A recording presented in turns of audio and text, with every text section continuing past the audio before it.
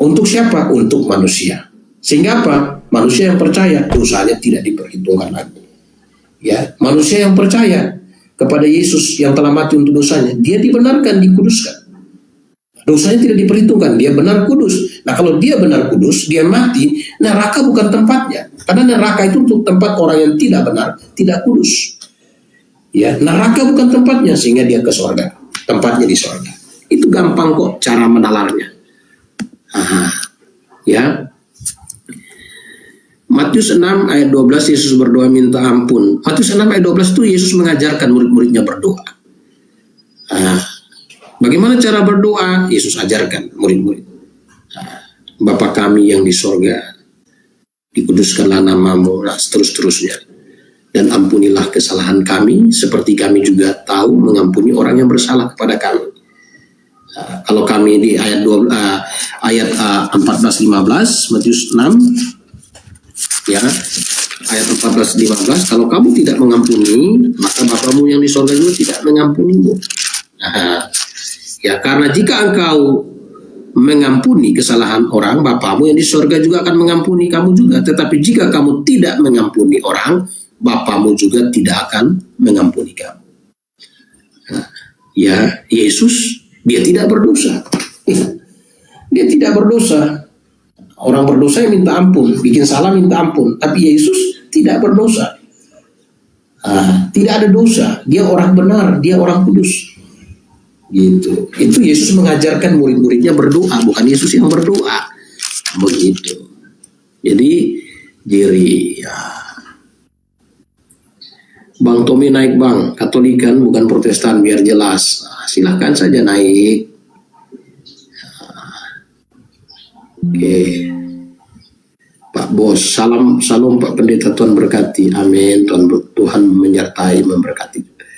Bagus, tegas. Memang harus begitu, Pak.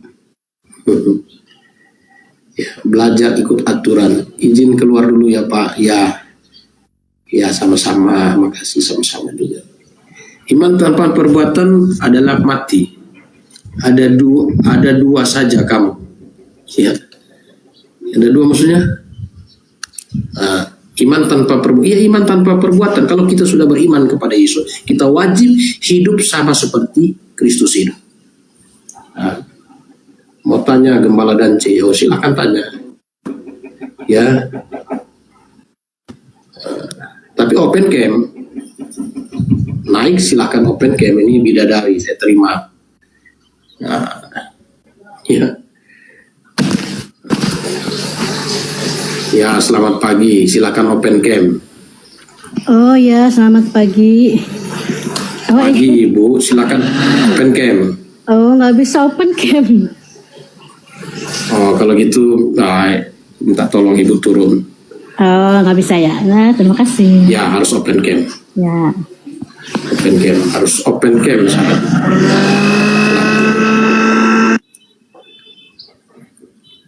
Ya, teman-teman yang mau naik silakan open cam ya, supaya kita diskusinya enak. Bang Zuma. Ya, Bang Zuma. Halo, selamat pagi. Selamat pagi. Pastor atau pendeta ini. Salam kenal, Bang. Ya, salam kenal. Oke. Menarik materinya, khotbahnya pagi-pagi terkait dengan. Terima kasih.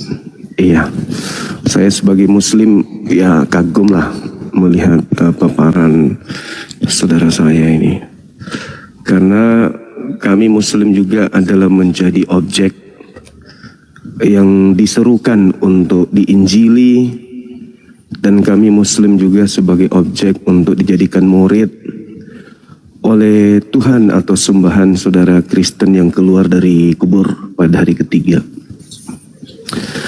Namun begini Pak Pendeta, Pastor, saya penasaran aja sejauh mana pemahaman saudara sebagai orang yang terdidik sebagai Kristen, apalagi yang sekolah melalui sekolah formal terkait dengan kekristenan ini, khususnya pengajaran Yesus tentang hidup kekal.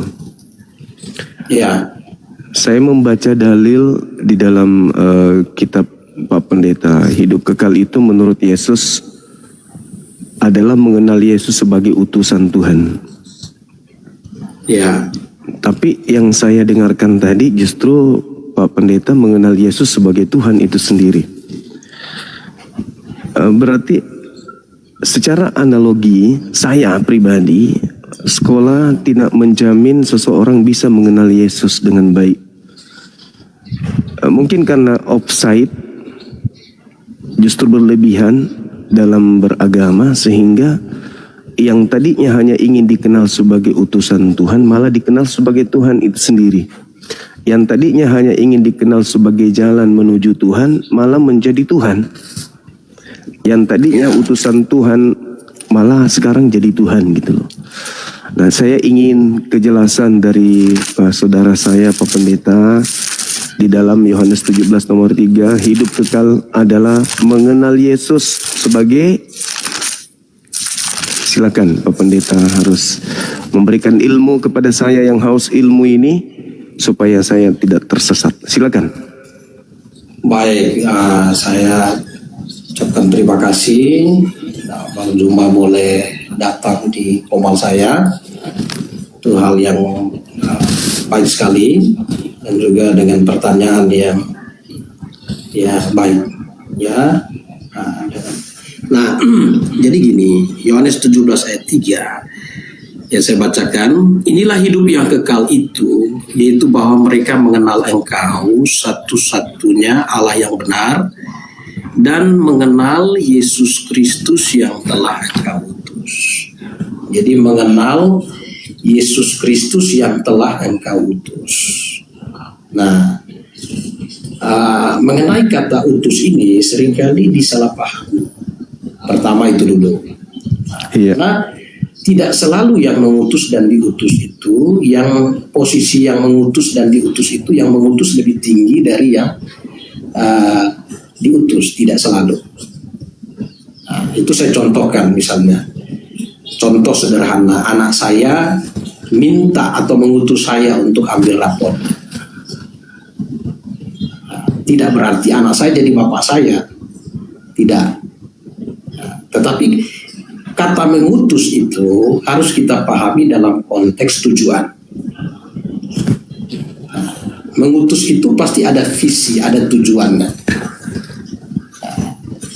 Itu seperti bangsa Indonesia mengutus presiden ya ke forum PBB. Rakyat Indonesia mengutus presiden, bukan berarti rakyat jadi pimpinan presiden. Presiden tetap pimpinan. Jadi kata mengutus itu harus kita pahami dalam konteks tujuan. Itu pertama. Ya, dalam konteks tujuan. Nah, mengenal Yesus yang Engkau utus, tujuan Yesus diutus itu untuk apa? Itu pertama. Ya, tujuan diutus untuk apa? Nah, di dalam Matius pasal 21, Matius 1 ayat 21. Ya, Matius pasal 1 ayat 21.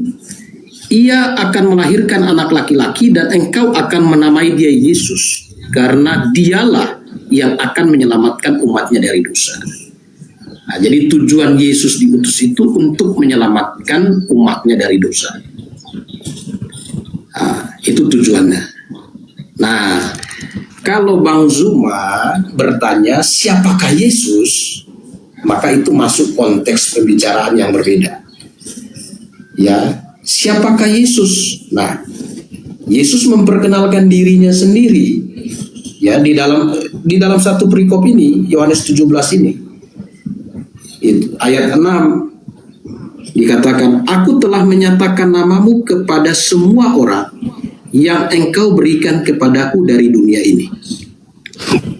Nah, ya, namamu yang engkau berikan kepadaku, namamu.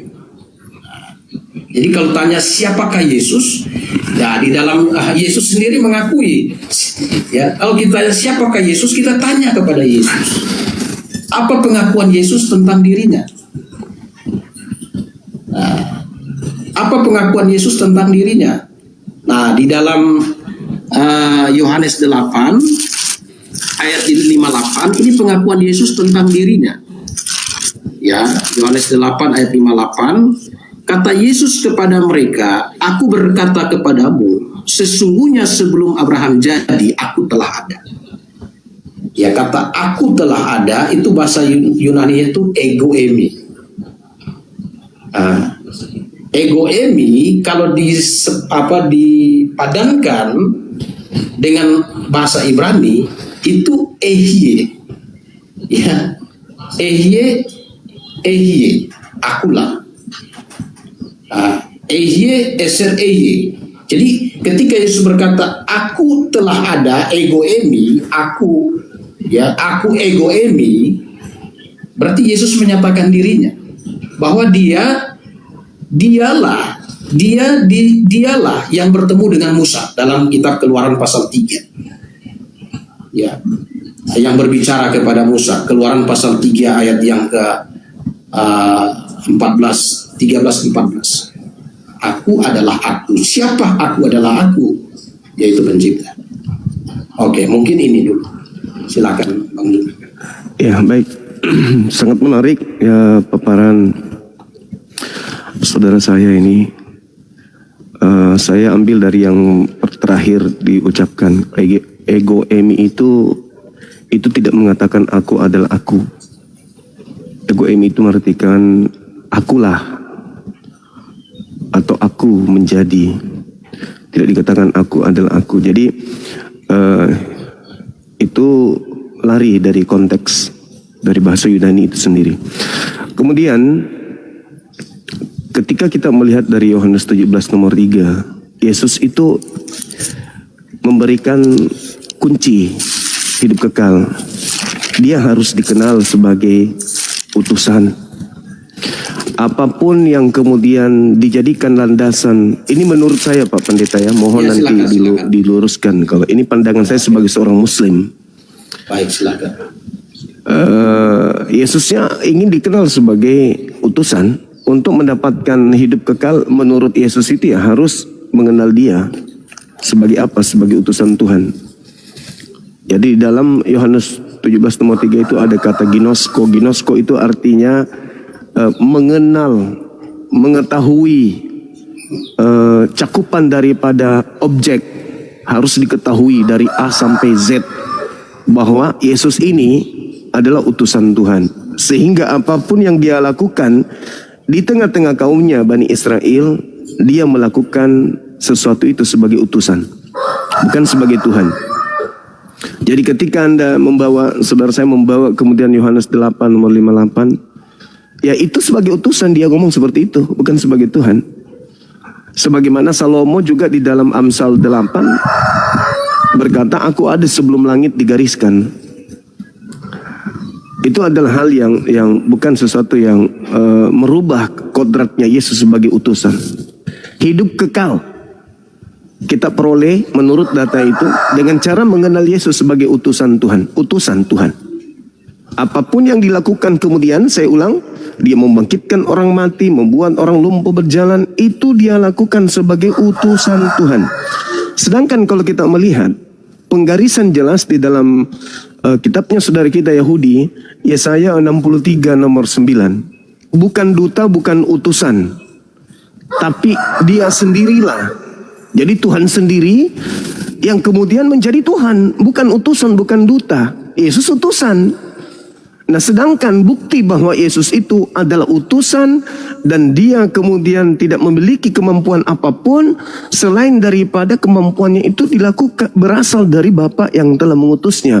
Misalnya di dalam khotbah Petrus, Kisah Para Rasul 2 nomor 22. Jadi seluruh orang Israel harus tahu yang kumaksudkan adalah Yesus dari Nazaret yang ditentukan oleh Tuhan untuk melakukan mukjizat, tanda-tanda kekuatan yang dilakukan oleh Elohim melalui perantaraan Yesus. Maka itu jelas bahwa ya Yesus bukan Tuhan, dia hanya utusan. Dia hanya duta. Maka bukan Yesus, bukan anak Maria, tapi aku sendirilah yang melakukan itu. Makanya Yesus dalam Yohanes 4 nomor 34, makananku adalah melakukan pekerjaan yang dikerjakan oleh Bapa. Apa yang aku lihat pada Bapa itu yang aku kerjakan.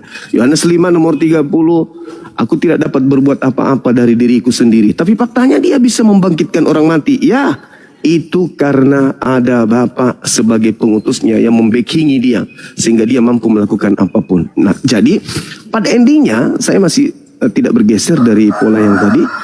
Yohanes 17 nomor 3, hidup kekal itu cukup mengenal Yesus sebagai utusan Tuhan. Kalau ada orang yang menuhankan dia, menganggapnya Tuhan, berarti dia tidak mengenal Yesus. Karena harus Yesus ini dikenal Ginosko dalam bahasa Yunani, mengenal Yesus yang engkau utus. Berarti Yesus ini harus dikenal sebagai utusan yang diutus oleh sang pengutus. Yesus harus dikenal sebagai utusan Tuhan. Sebagai utusan Tuhan, sudah pasti bukan Tuhan. Nah, Kristen 2000 tahun menyembah Yesus. Dengan kata lain, Kristen tidak mengenal Yesus. Saya kira begitu, Pak Pendeta, silakan. Baik, saya menghargai posisi keyakinan saudara saya, Bang Juma. Saya hargai.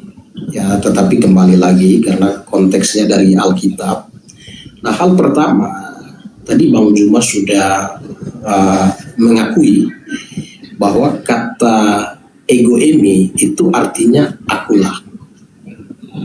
Nah, dan memang di Keluaran pasal 3 ya, ayat yang ke-14 itu pencipta yang memperkenalkan diri kepada Musa itu pakai kata akulah.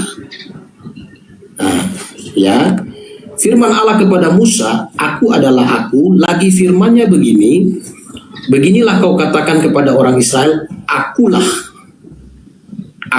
aku. Ya, akulah aku. Telah mengutus aku kepadamu. Gitu.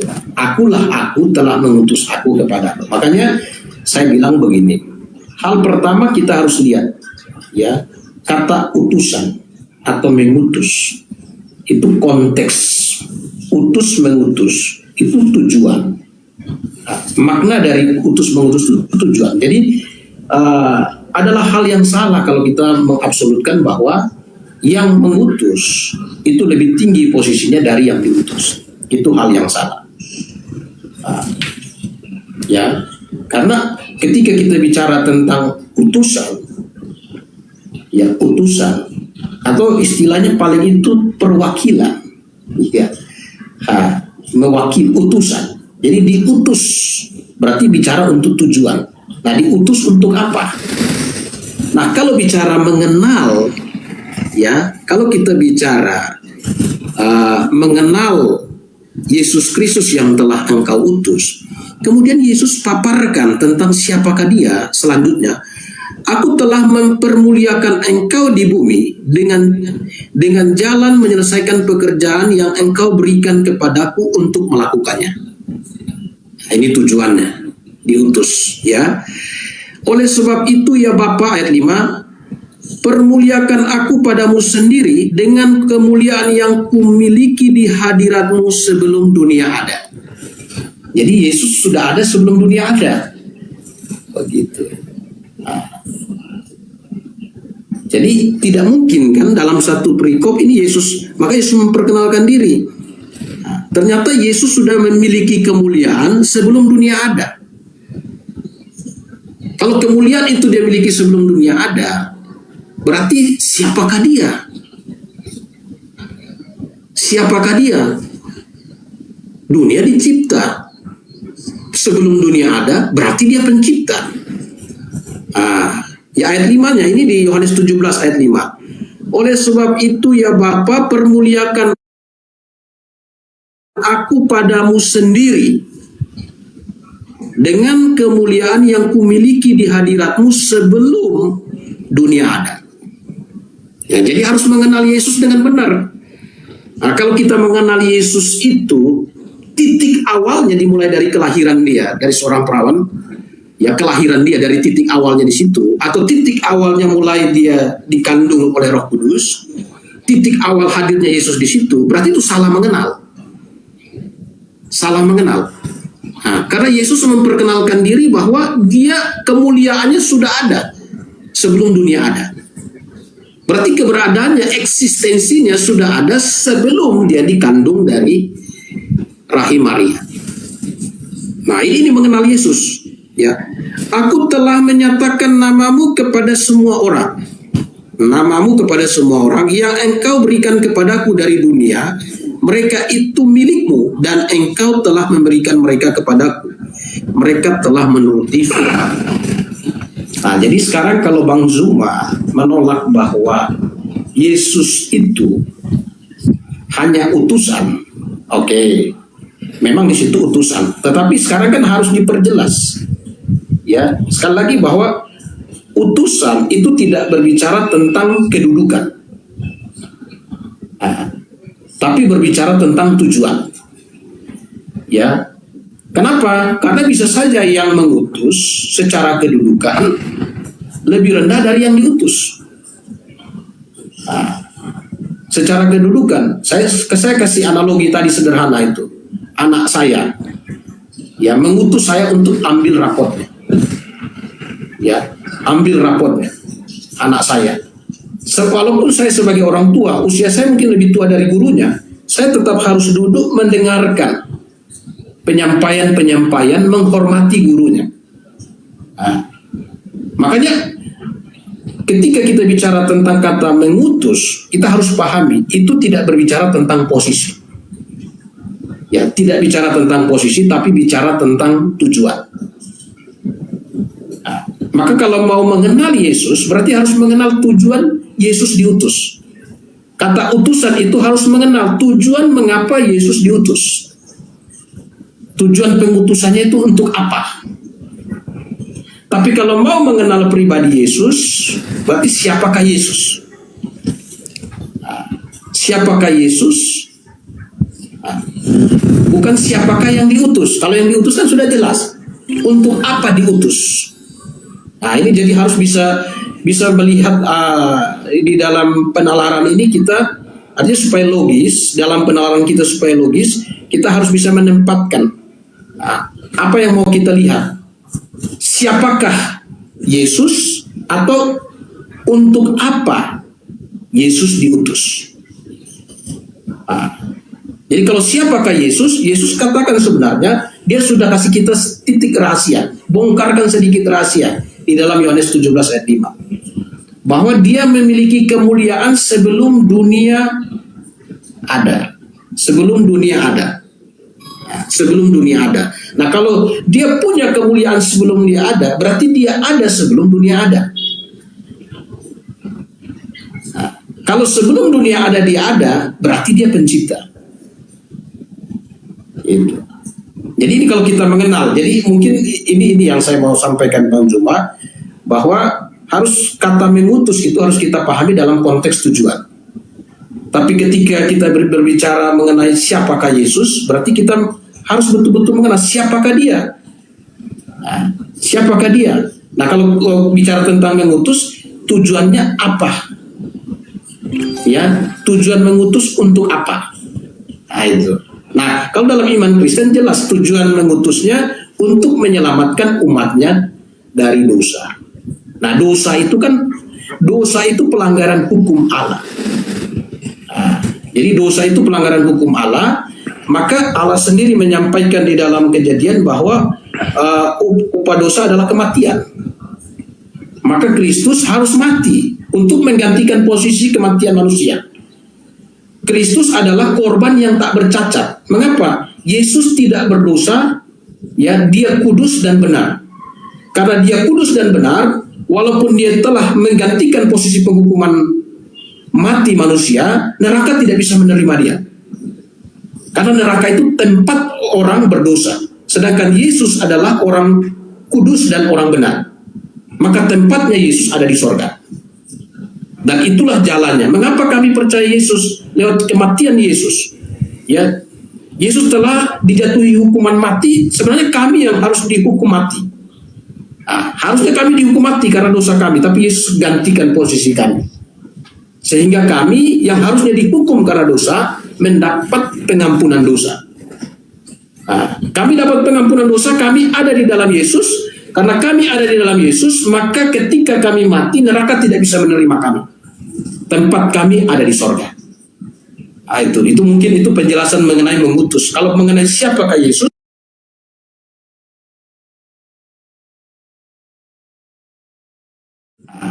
baik, mungkin begitu dulu Bang Zuma. Silakan.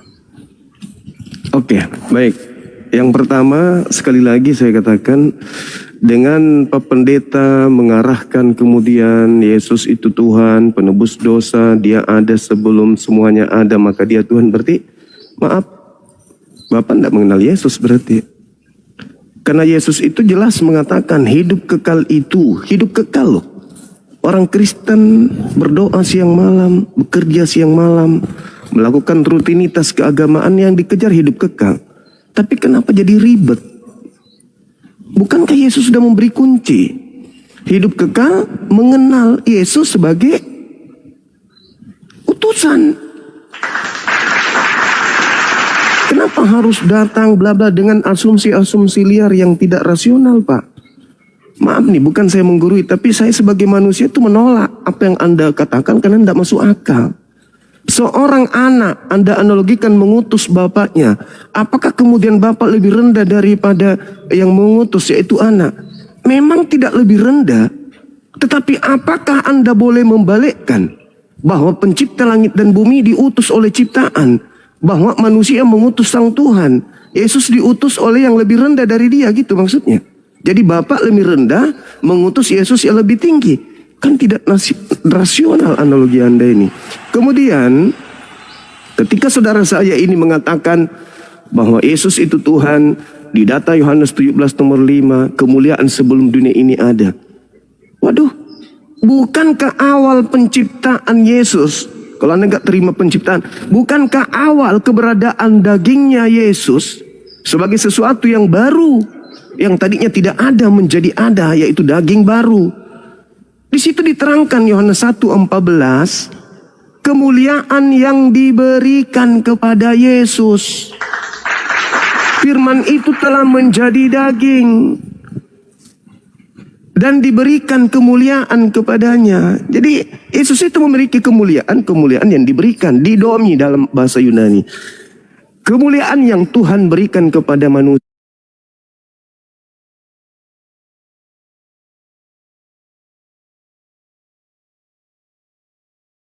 Yesus. Nah,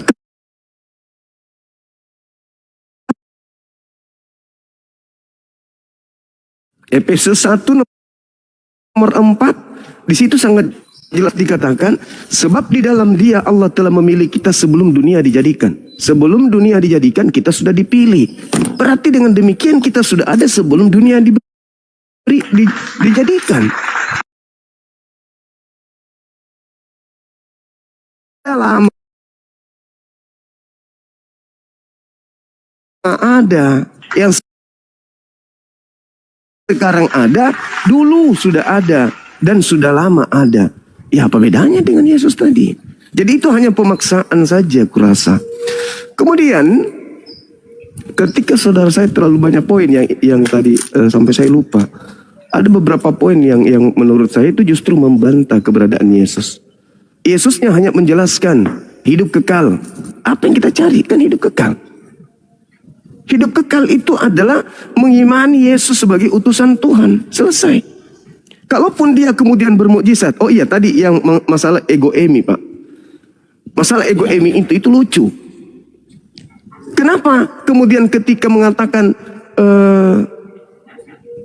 aku adalah aku mengutus engkau. Musa pun diajarkan oleh Tuhan untuk mengatakan hal itu. Anoki. Kan Musa yang disuruh, yang diperintahkan di kitab yang Anda bawa tadi itu. Kan Nabi Musa yang disuruh. Kalau kamu ditanya, katakan kepada mereka, aku adalah aku. Berarti Musa Tuhan gitu. Satu hal yang perlu dipahami. Di dalam kitab Kisah Para Rasul 10 nomor 21, Pak Pendeta.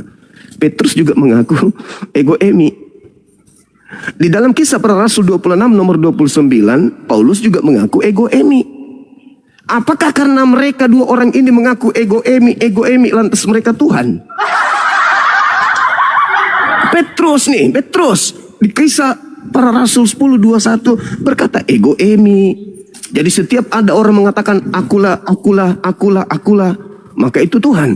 Gimana ceritanya? Sedangkan justru Yesus mengatakan di dalam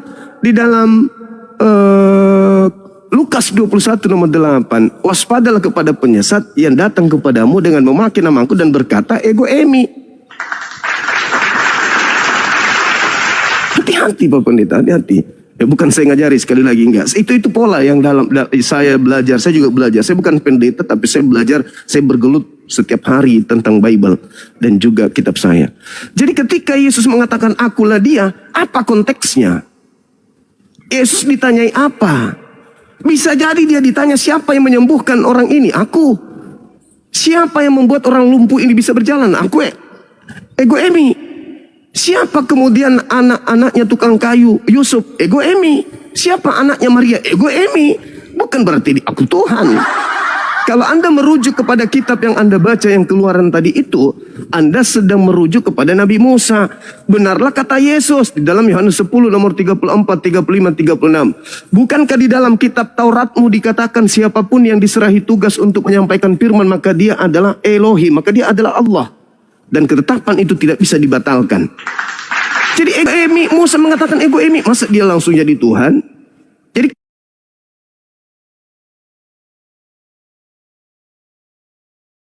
kembali kepada pola tadi.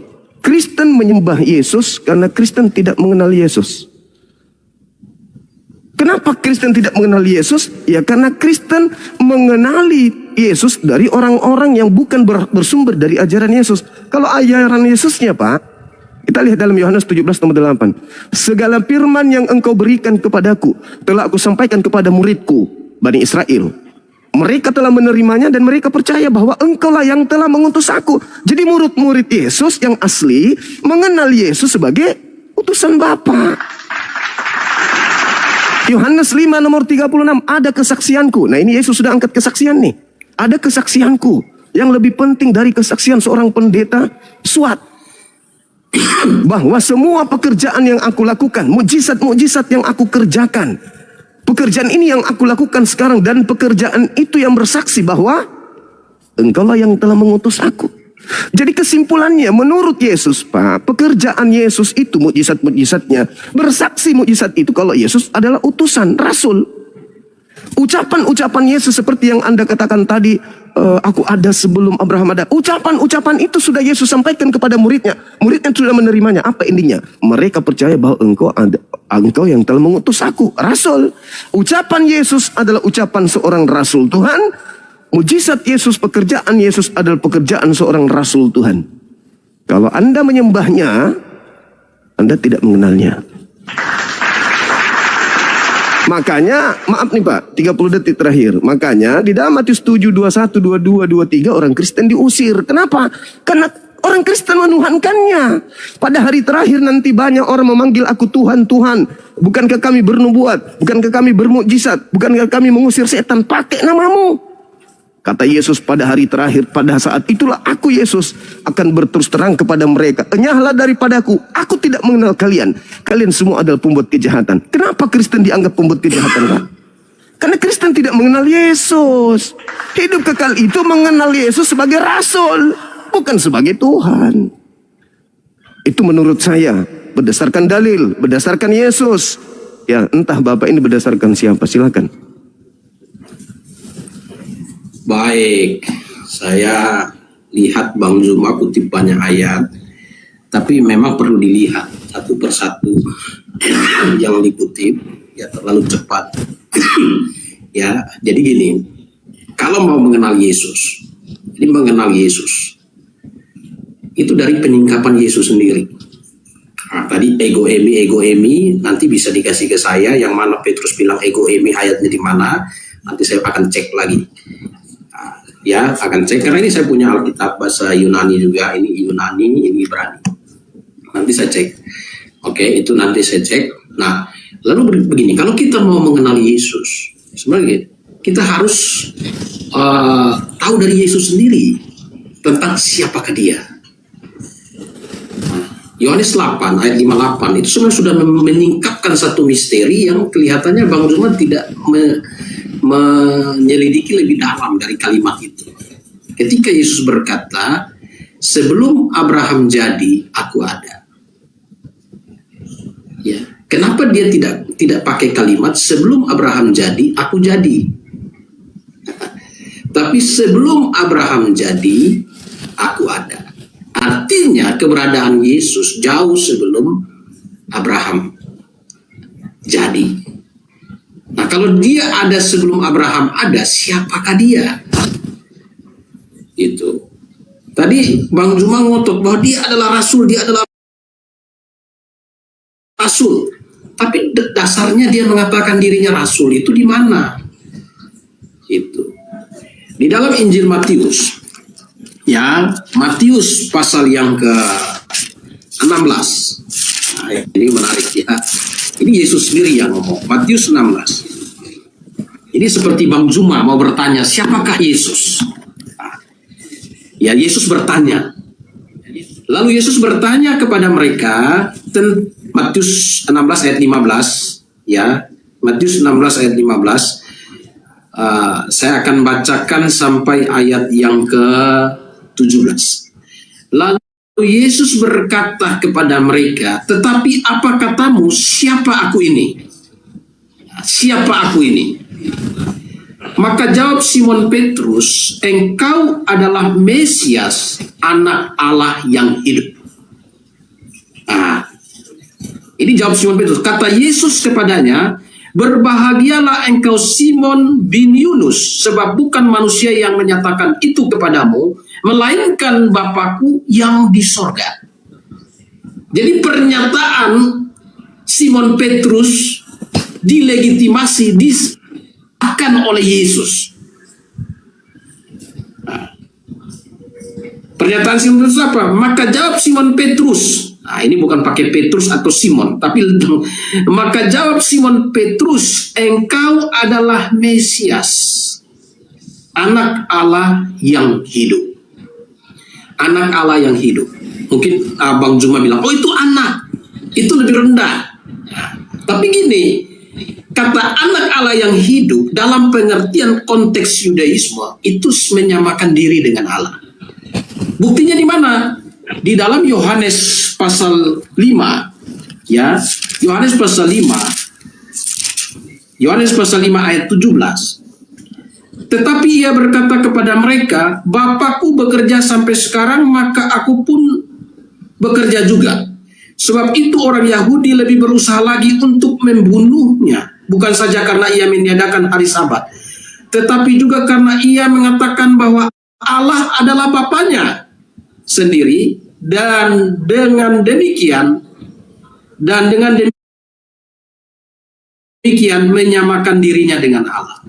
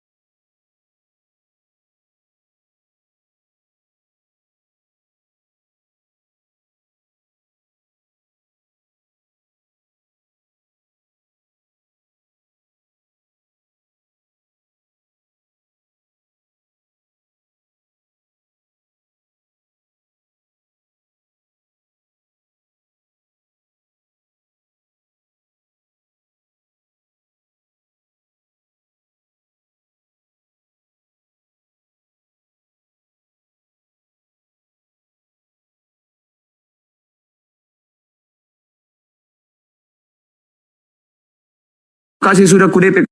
Anaknya Yesus Kristus, dia adalah Allah yang benar dan hidup yang kekal.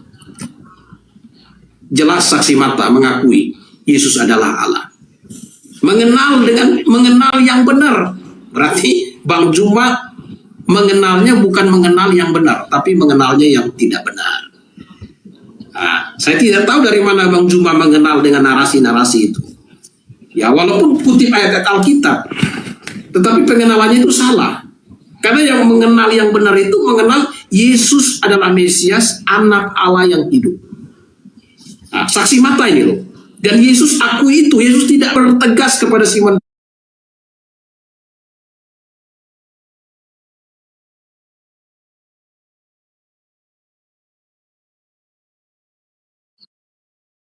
Ya, Bapa yang menyampaikan. Ya, saksinya Yesus Kristus. Dan Yesus Kristus memberi kesaksian bahwa penyingkapan Simon Petrus itu bukan berasal dari dirinya, tetapi dari Bapa.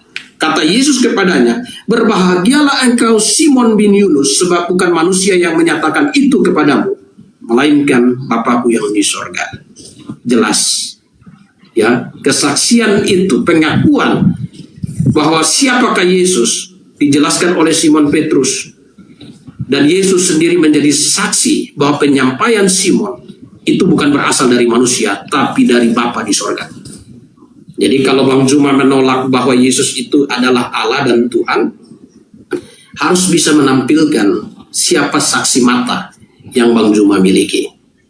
Nah, ini saksi mata ini. Walau tadi Bang Juma bilang ini rasul-rasul segala macam, tapi rasul-rasul tidak sejalan dengan pengakuan Bang Juma. Bertentangan. Rasul-rasul justru mengaku Yesus adalah Allah. Itu hal pertama. Ya, jadi ayat-ayat yang tadi Bang Juma sampaikan itu, ya nanti saya koreksi. Ya, satu hal yang positif, ya Bang Juma ini ternyata banyak hafal ayat. Nah, itu bagus bagi saya, itu positif. Dan itu juga menjadi motivasi dan dorongan bagi seluruh orang Kristen bahwa orang-orang Kristen tidak boleh tidak membaca Alkitab dan tidak boleh tidak mempelajari Alkitab. Karena Bang Juma yang non-Kristen saja, wah lumayan hebat lah ya, di dalam memahami ayat-ayat Alkitab. Hanya sayangnya perlu diluruskan sampai jadi ada titik terangnya. Jadi itu Bang Juma ya. Jadi mengenai siapakah Yesus, itu kita tanya langsung kepada Yesus. Silakan Bang Juma. Oke, baik. Lagi-lagi saya katakan pada kesimpulan dari sesi ketiga narasi Pak Pendeta ini, Bapak belum mengenal Yesus. Sangat disayangkan. Ketika Yesus berkata, menurutmu siapakah aku ini? Bang Juma, saya izin dulu, saya ambil ini casan untuk cas HP saya. Izin sebentar, 1 menit. Boleh. Jadi teman-teman sekalian, ada banyak hal yang kemudian harus saya sampaikan ya, di sini. Mumpung lawan diskusi saya kali ini adalah seorang terpelajar dari kalangan saudara kita Kristen.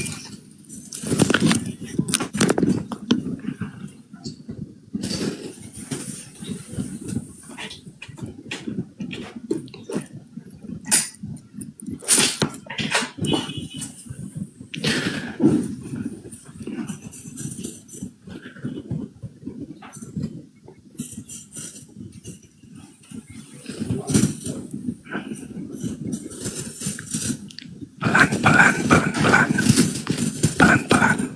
Lihat aja endingnya nanti.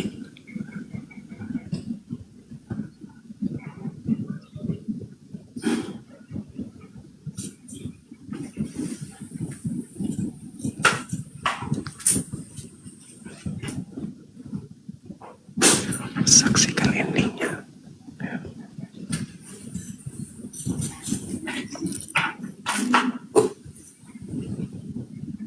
Ya, oke. Oke, Bang Juma. Ya. Baik, saya lanjut dong. Saya katakan bahwa dari 3 sesi pendeta saya ini tidak mengenal Yesus. Ketika ditanya siapakah aku ini? Engkau adalah Mesias. Itu sudah menjawab itu Bang. Berarti dia bukan Tuhan. Karena dia Mesias. Mesias itu bukan Tuhan. Mesias itu manusia yang diurapi Tuhan, bukan Tuhan yang diurapi Tuhan. Dengan saudara saya membawa data itu kembali hidup kekal itu mengenal Yesus sebagai utusan Tuhan. Dia Mesias, ya utusan Tuhan. Mesias itu manusia yang diurapi Tuhan. Saul Mesias, Kristus Mesias, Kores Mesias, Harun, Daud, Salomo, semua itu adalah Mesias, bukan cuma Yesus.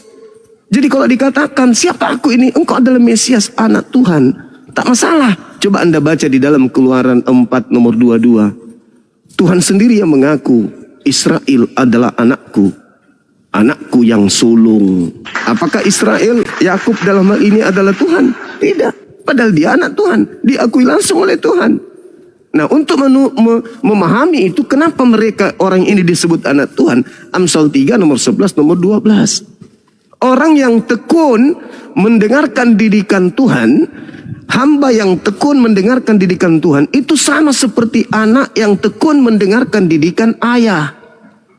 Makanya orang-orang Israel itu disebut anak-anak Tuhan, artinya hamba-hamba Tuhan. Kalau di Islam, orang yang dekat, orang yang intim, kekasih Allah. Kekasih bukan pacaran, tetapi orang yang intim, orang yang tunduk berserah diri. Yesus disebut anak Tuhan, berarti Yesus itu adalah hamba yang intim kepada Tuhannya, bukan Tuhan itu sendiri. Itu yang pertama. Kemudian yang kedua, yang Anda sebutkan tadi terkait dengan Yesus itu adalah Tuhan karena dia sudah dirancang. Aku datang, aku ada sebelum ada dunia ini ada. Saudara saya lupa. Di dalam kitab Yeremia 29 nomor 11, segala sesuatu yang disebut damai sejahtera itu sudah dirancang lebih dulu. Jadi Yesus ini masuk dalam rancangan Tuhan. Dia sudah dirancang. Coba Anda baca Yohanes 1 nomor 14 itu. Dia sudah dirancang sebelum dunia ini ada, untuk turun ke bumi menjadi juru selamat bagi kaumnya Bani Israel. Anda baca Yeremia 29:11 itu. Aku tahu rancanganku tentang kalian, rancangan damai sejahtera. Yesus sebagai Shalom, akulah juru selamat, Shalom. Dirancang Yesus itu untuk datang ke bumi. Makanya Yesus berdoa. Data yang saudara sajikan itu adalah data doa Yesus. Permuliakanlah aku sebagaimana kemuliaan yang kumiliki di kehadiratmu sebelum dunia ada.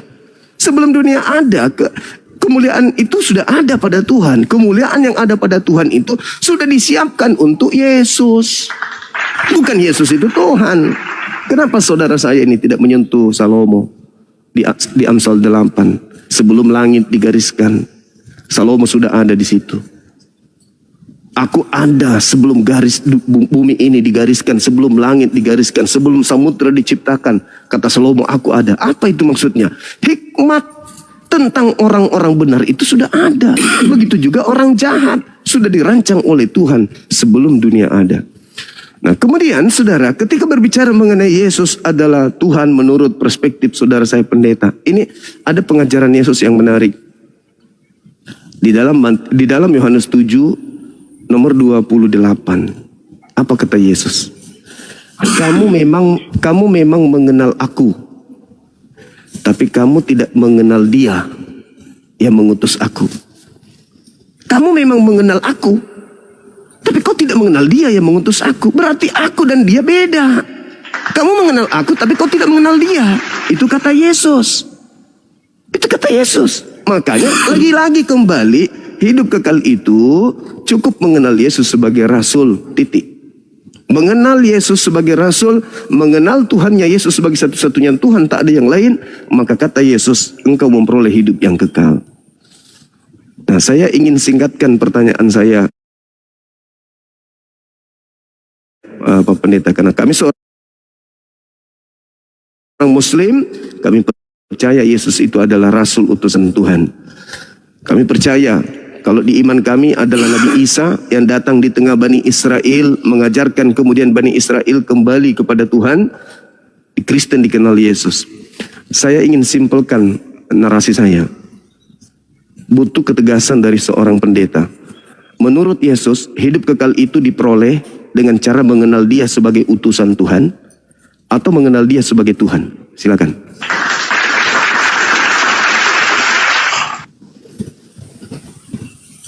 Baik. Jadi pertama ya Bang Juma ya. Jadi mengutip Matius 16 mengenai Mesias. Ya, Mesias tidak cukup berhenti sampai di kata Mesias. Matius 16 ayat 16.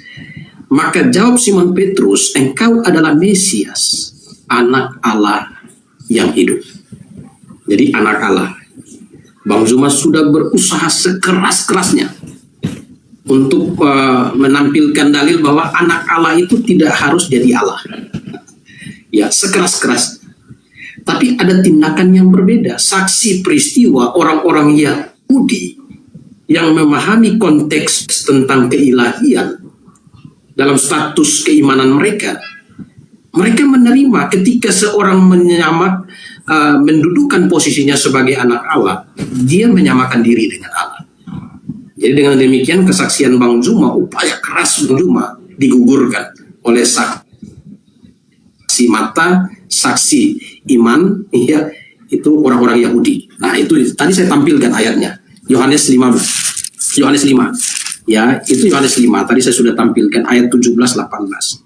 Tetapi ia berkata kepada mereka, Bapakku bekerja sampai sekarang, maka aku pun bekerja juga, anak. Sebab itu orang Yahudi telah lebih berusaha lagi untuk membunuhnya. Bukan saja karena ia meniadakan hari Sabat, tetapi juga karena ia mengatakan bahwa Allah adalah Bapaknya sendiri. Dan dengan demikian menyamakan dirinya dengan Allah. Jadi Bang Zuma mungkin hanya memahami pernyataan yang eksplisit tanpa memahami konteks peristiwa, tidak melihat tindakan-tindakan dan lika-liku yang dilakukan Yesus. Sehingga Bang Zuma di dalam pemikiran yang terbatas salah di dalam memahami siapakah Yesus, karena tidak pernah berinteraksi langsung dengan Yesus. Sedangkan orang-orang Yahudi yang kontra dengan Yesus memberi kesaksian bahwa Yesus menyamakan diri dengan Allah, anak Allah. Saksi mata Rasul Yohanes, ya, saksi mata Rasul Yohanes, 1 Yohanes 5 ayat 20, ya, anak Allah dan dia adalah Allah. Selesai, ya. Ya, itu kesimpulan apa Jadi itu? anak Allah. Ya, saya bacakan 1 Yohanes pasal 5. Nah, ya. Akan tetapi kita tahu bahwa anak Allah telah datang dan telah mengaruniakan pengertian kepada kita, supaya kita mengenal yang benar dan kita ada dalam yang benar. Di dalam anaknya Yesus Kristus, dia adalah Allah yang benar dan hidup yang kekal. Nah, itu jadi ya upaya Bang Zuma ya berupaya untuk mendudukkan Yesus hanya pada posisi utusan dan nabi. Justru ya upaya itu digagalkan oleh pernyataan saksi mata, bukan saya.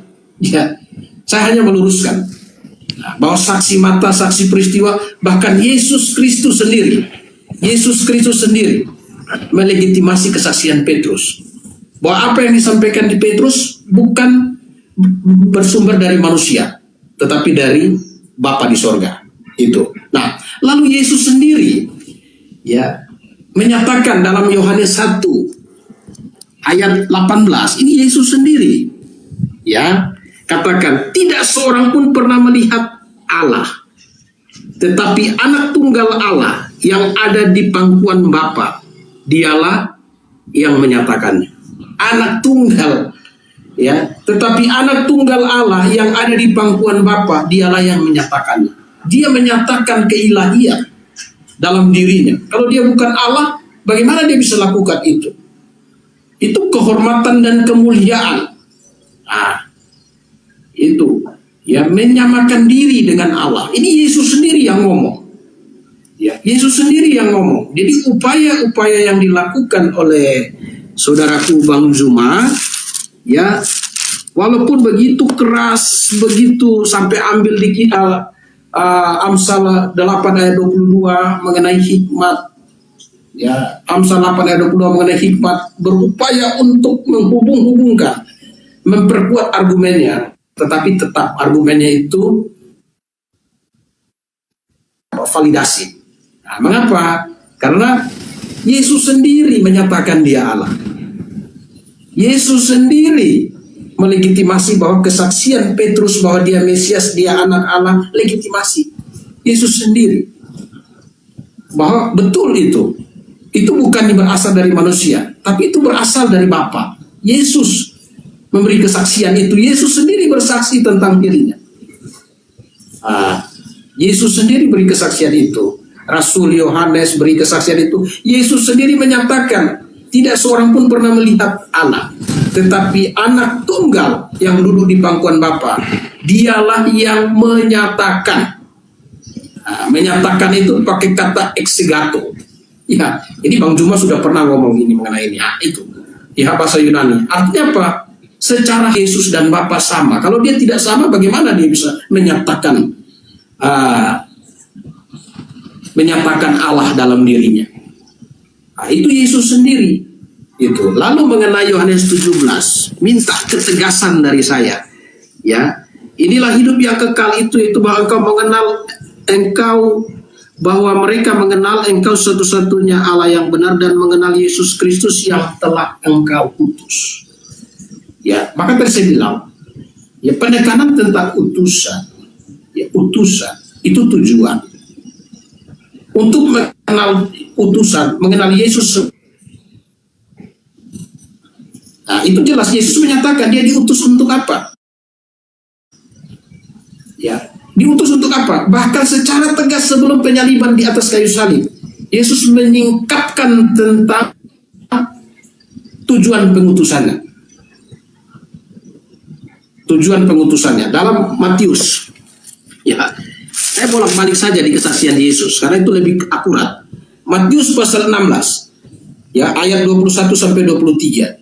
Sejak waktu itu Yesus mulai lagi menyatakan kepada murid-muridnya bahwa ia harus pergi ke Yerusalem dan menanggung banyak penderitaan dari pihak tua-tua, imam-imam kepala, dan ahli-ahli Taurat, lalu dibunuh dibangkitkan pada hari ketiga. Tetapi Petrus menarik Yesus ke samping dan menegur dia, katanya, Tuhan, kiranya Allah menjauhkan hal itu, sekali-kali tak akan menimpa engkau. Petrus menolak rencana penyaliban. Maka Yesus berpaling dan berkata kepada Petrus, enyahlah iblis, engkau suatu batu sandungan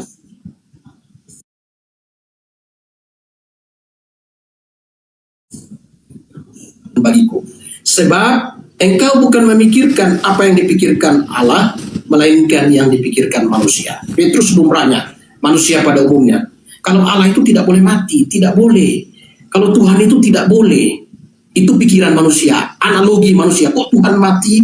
Kok Yesus yang adalah Allah rela mati? Ya tidak mungkin, tidak boleh. Tapi Yesus bilang, ya enyahlah engkau iblis, engkau suatu batu sandungan bagiku.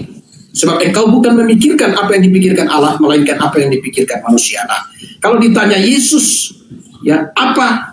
Ya apakah Yesus utusan atau bukan? Ya di situ dibilang dia diutus. Nah, diutus sebagai apa? Itu yang penting. Sebagai apanya itu penting. Kalau hanya berhenti di kata mengutus atau utusan, itu jadi masalah. Diutus sebagai apa?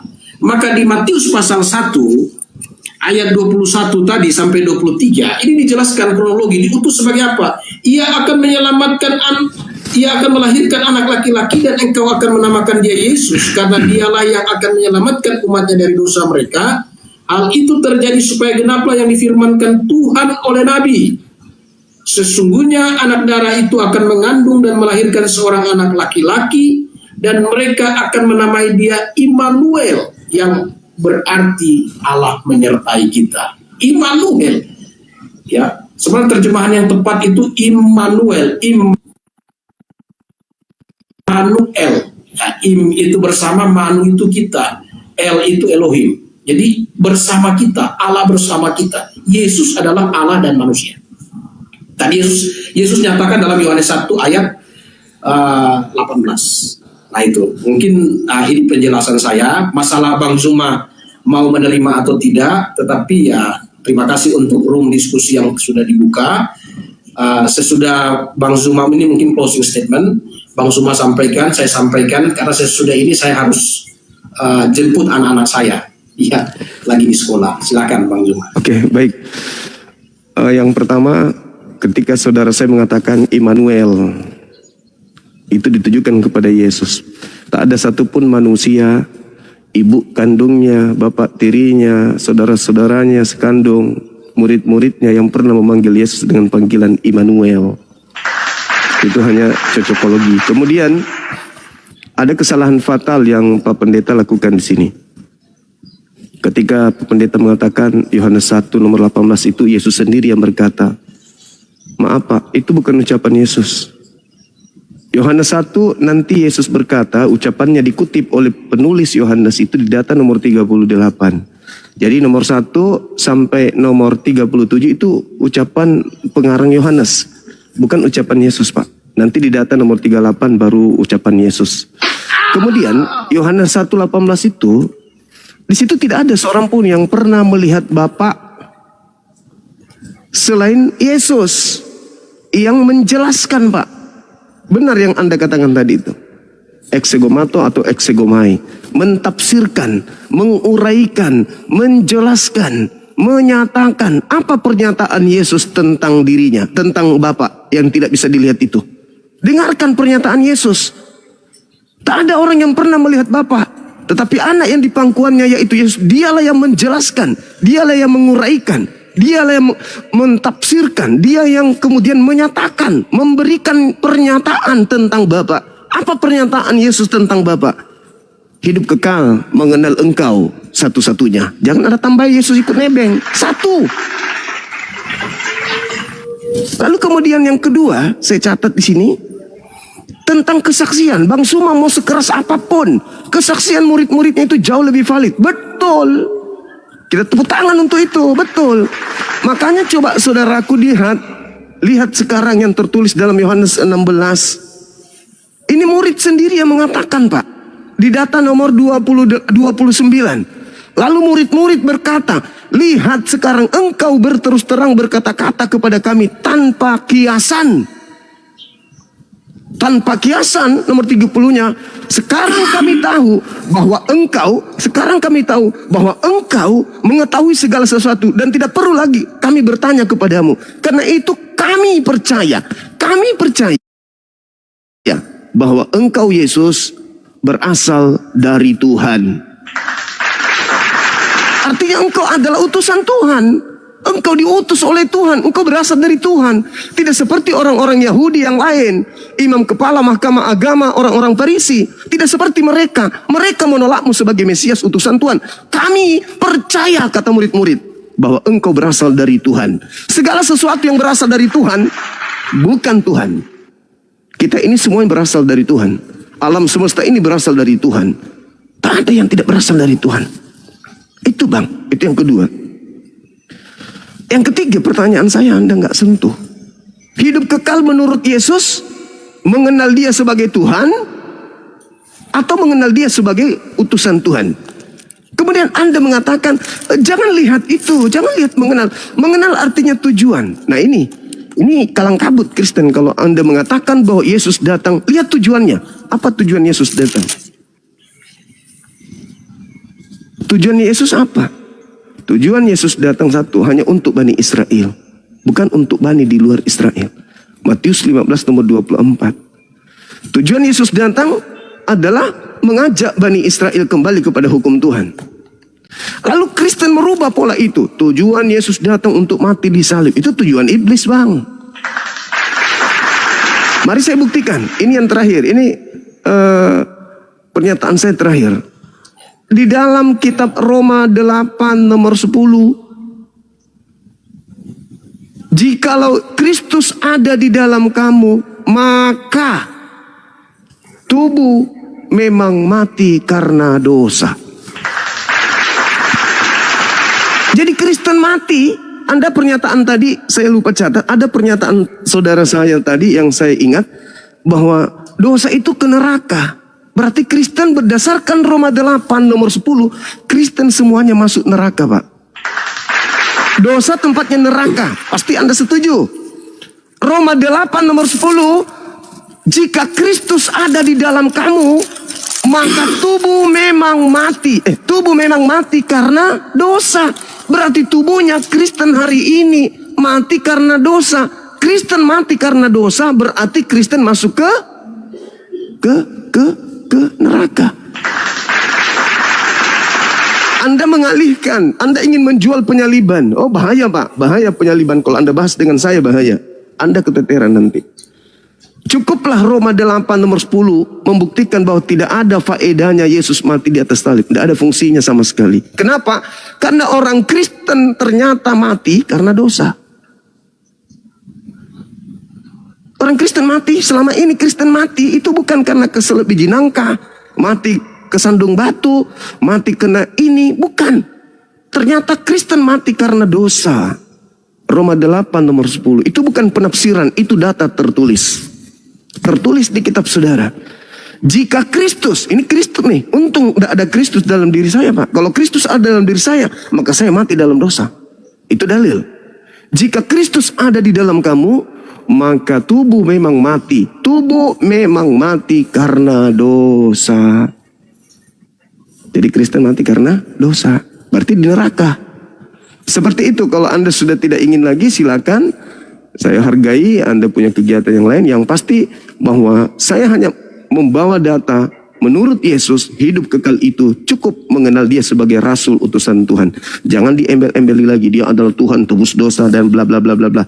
Karena Yesus mengatakan hidup kekal itu tidak begitu. Hidup kekal itu mengimani aku mati di salib. Hidup kekal itu mengimani aku nebus dosa. Tidak ada.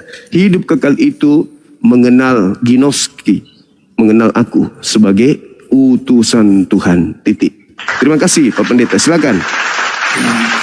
Saya dengarkan habis itu, kalau memang sudah mau ditutup saya turun. Ya, saya tidak ini. Yang pertama, saya jawab tentang Immanuel. Ya, Bang Zuma bilang tidak ada. Saudaraku Bang Zuma tidak katakan tidak ada yang memanggil dia Immanuel. Nah, yang menulis ini Matius. Matius ini salah satu rasul, saksi mata, saksi peristiwa. Tentu saya lebih percaya kesaksian Matius daripada kesaksian Bang Zuma. Jadi apa yang disaksikan oleh Matius itu adalah saksi mata. Jadi saksi mata memberikan kesaksian, mereka akan menamai dia Immanuel. Mengapa? Karena dia adalah Allah dan manusia. Nah, lalu Bang Zuma bilang di Yohanes pasal 1, ya, ayat 1 sampai 18 itu tulisan penulis, bukan ucapan Yesus. Penulis menulis berdasarkan ilham yang diberikan. Itu penulis, ya, ilham yang diberikan. Jadi kata menyatakan, menyamakan, itu menyatakan. Ya, bagaimana orang bisa melihat?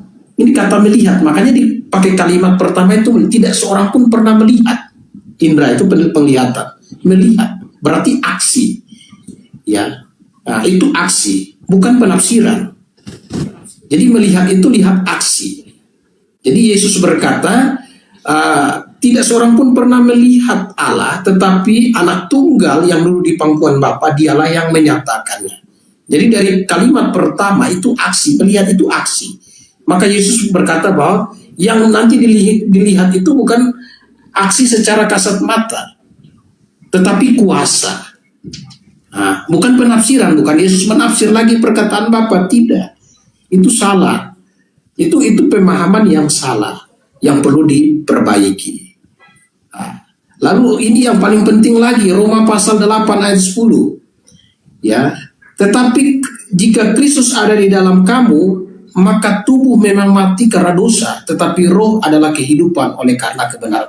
Memang tubuh kita akan mati. Ya, mati karena dosa. Kenapa? Tubuh manusia diciptakan dari debu, akan kembali kepada debu. Sejak ada dosa, tanah terkutuk. Ya, maka manusia yang mati dikuburkan, tubuhnya akan kembali menjadi debu tanah. Nah, tetapi ayat yang ke-11 dikatakan, dan jika roh dia yang telah membangkitkan Yesus dari antara orang mati diam di dalam kamu, bahkan Ia yang telah membangkitkan Kristus Yesus dari antara orang mati akan menghidupkan juga tubuhmu yang fana itu oleh Roh-Nya yang diam di dalam kamu. Jadi sama seperti Yesus, mati dan hidup. Dan orang Kristen akan mati secara tubuh, ya, bukan jiwa, di situ tubuh. Tubuhnya mati tapi akan hidup dalam hidup yang kekal. Bahkan dalam 1 Korintus 15 itu akan diberi tubuh kemuliaan. Nah, tubuh kemuliaan. Jadi, nah, dari sinilah ya kita bisa lihat pemaparan. Silahkan audiens, ya ini banyak audiens, Bang Zuma sudah paparkan. Silahkan masing-masing melakukan penilaian, dan posisi saya tetap seperti ini. Mungkin lain waktu, tadi Bang Zuma sudah menyinggung mengenai penyaliban, mungkin lain waktu kita bisa diskusi tentang penyaliban. Saya harus jemput anak saya, mohon maaf, ini di Kupang jam 12.16. Nah, anak saya itu pulangnya jam 12, ini saya sudah ujian, jadi mereka sudah tunggu saya kurang lebih 16 menit. Baik Pak, baik. Baik, terima kasih. Terima kasih Bang Zuma untuk sama-sama Bang, sama-sama. Waktunya, ya, kerendahan hatinya bisa berdiskusi dengan saya. Itu ya, kita diskusi, ini diskusi baik, diskusi dengan beretika begini bagus, sehingga tiap-tiap kita bisa mempertimbangkannya. Baik Bang, baik. Kira cukup sampai di sini. Siap. Ya, cukup sampai di sini. Salam Bang Zuma, sehat selalu. Makasih Pak Pendeta, makasih. Ya. Di sesi yang berikutnya kita ketemu Pak ya. Mohon izin. Ya, baik Bang. Ya, selamat siang. Baik. Selamat siang. Ya, baik. Jadi terima kasih untuk Bang Zuma. Tuhan menyertai kita semua. Mari kita menekuni iman kita, kebenaran kita. Ya, belajar lebih sungguh lagi. Baik, untuk waktunya, terima kasih untuk semua yang sudah bergabung. Tuhan Yesus menyertai kita semua.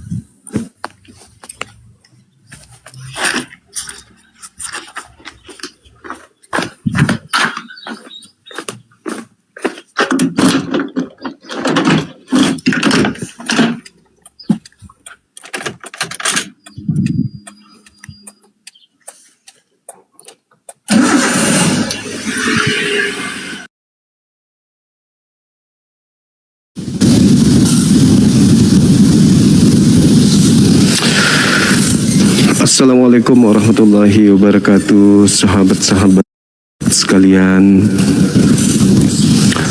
Alhamdulillah, jumpa lagi kita di sini ya. Ada beberapa hal dari closing statement dari Pak Pendeta tadi yang menurut saya itu justru membuat pihak sebelah ini semakin berat. Seorang pendeta tidak mampu memberikan penjelasan yang akurat terkait dengan tema Yesus ini ingin dikenal sebagai utusan atau dikenal sebagai Tuhan. Di sini saya masih ada waktu sebelum teman-teman jemput untuk mengajak teman-teman non-muslim berdiskusi tema yang tadi, hidup kekal itu mengenal Yesus apa? Utusan Tuhankah atau Tuhan itu sendiri? Ada hal yang menarik yang dia ucapkan Pak Pendeta terkait Yohanes 1. Saya catatan sini. Matius katanya murid Yesus yang menyaksikan bahwa orang-orang memanggilnya Immanuel atau memberi nama Immanuel. Matius menjadi saksi di situ. Tapi faktanya teman-teman sekalian, tidak ada satupun manusia yang memanggilnya Immanuel. Apakah ini kesaksian penulis Matius adalah bohong? Karena begitu Yesus lahir, ya dia malah diberi nama Yesus, bukan Immanuel. Ketika dia lahir, dia dipanggil Yesus, diberi nama Yesus. Matius 1. Coba baca dari data nomor 18 sampai seterusnya. Yesus kemudian lahir, dan menurut mimpinya Yusuf, hendaklah engkau beri nama dia Yesus, bukan Immanuel. Sekarang permasalahannya, mimpinya bapak tirinya yaitu Yusuf dengan pernyataan siapa pengarang Matius, siapa yang betul di lapangan? Yang betul di lapangan adalah mimpinya Yusuf. Anak itu diberi nama Yesus dan lahir nama Yesus, dipanggil sampai hari ini Yesus, nggak ada dipanggil Immanuel. Suara saya gimana teman-teman? Eko kecilin ya. Cek gitu. C habis ehonya ini. Tes. Ehonya habis. Udah pakai eho lagi. Oke. Segitu teman-teman. Kemudian yang kedua, Yohanes 1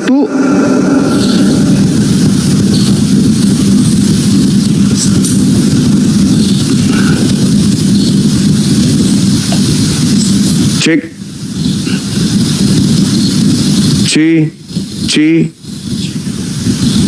cek tes, masih noise.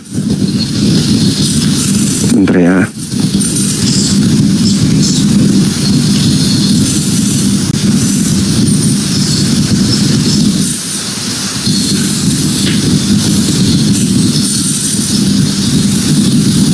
Noise enggak?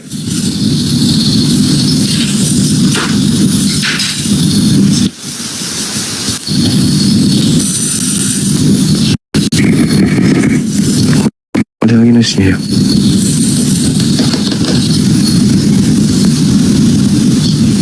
Cek.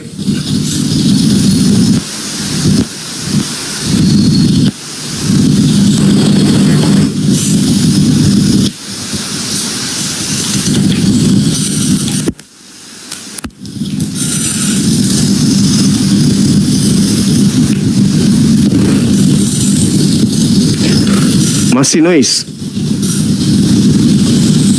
Masih kencang noise-nya.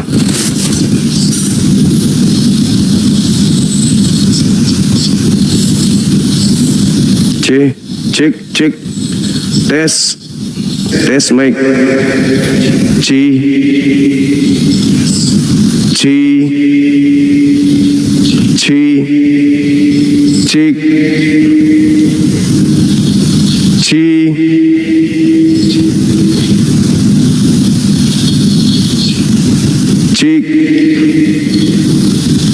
Noise parah ya? Iya sih, aku pun mendengarnya. Tunggu ya. Iya sih, aku pun mendengarnya.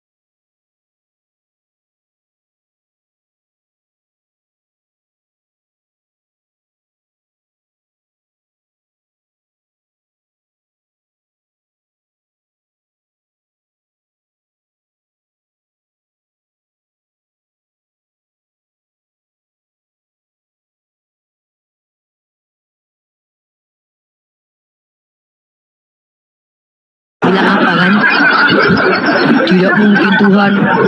Cari hadis Bukhari 1913. Di dalam Al-Baqarah, bentar dulu Pak, di dalam Al-Baqarah 183 di mana Muhammad berpuasa 30 hari di sini ada tertulis Buka hadis. Muhammad. Hadis buka hadis. Hadis Bentar Bukhari dulu, untuk membuktikan, 1913. Bapak. Sekali lagi Buka saya tanya sama hadis. Bapak. Buka hadis Sekali dulu. lagi saya tanya sama Bapak untuk membuktikan sama penonton netizen di mana tertulis di dalam surah Al-Baqarah 183 Muhammad berpuasa 30 hari. Buka Ada hadis. Bukhari Saya tanya di dalam ayat ini dulu, Pak, baru 1913. nanti kita loncat. Oke, Jangan oke. loncat-loncat dulu. Oke, saya jawab. Oke. Jujur di sini dulu. Saya jawab Pak. Oke ya. Santai. Jujur di sini. Oke, saya jawab Pak. Santai ya. Oke. Saya tanya kau dulu. Al-Quran itu diturunkan kepada siapa? Al-Quran itu diturunkan kepada Jibril. Jibril diturunkan kepada siapa? Ya, yang saya tahu Allah menurunkan Al-Quran kepada Jibril, Jibril menurunkan kepada Muhammad dan tidak ada Muhammad di sini. Paham pun. Jadi kita pakai hadis. Mana Muhammad tertulis di sini bahwa Muhammad sendiri Dia diturunkan. berpuasa 30 hari. Mana? Jangan bohong, saya turunin kamu. Al-Quran. Mana kanjeng Nabi Rasulullah Al-Quran. SAW di dalam Sudah? ayat ini berpuasa 30 hari.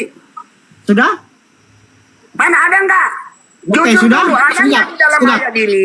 Saya tanya. Ada enggak di dalam ayat ini bahwa kanjeng Nabi Rasulullah SAW berpuasa 30 hari? Atau tidak? Oke. Jujur. Oke. Dalam ayat ini, Allah menurunkan wahyu itu kepada Jibril melalui Jibril alaihissalam dan diturunkan kepada Nabi Muhammad sallallahu alaihi wasallam. Jadi kita baca ayatnya, ya ayyuhalladzina amanu kutiba alaikumusiyam kama kutiba alal ladzina min qablikum la'allakum tattaqun. Wahai orang-orang yang beriman, kamu diwajibkan berpuasa sebagaimana diwajibkan ke atas orang-orang yang dahulu daripada kamu supaya kamu bertakwa. Jadi yang diturunkan Oke. Al-Quran ini Udah. adalah Nabi Muhammad Ya, sallallahu alaihi wasallam. udah panjang sekali Pak. Ya, sudah. Saya jawab. Udah panjang sekali, tidak ada Ya, faedahnya saya- Pak. Pertanyaan saya jangan banyak-banyak. Ada enggak di dalam ayat ini kanjeng Nabi Rasulullah SAW berpuasa 30 hari full? Jujur. Oke, Ada atau saya tidak? jawab. Saya jawab. Oke, dalam hadis Bukhari nomor Saya tidak akan hadis dulu, Pak, 1913. untuk membuktikan ketetapan di dalam surat Al-Baqarah ada enggak?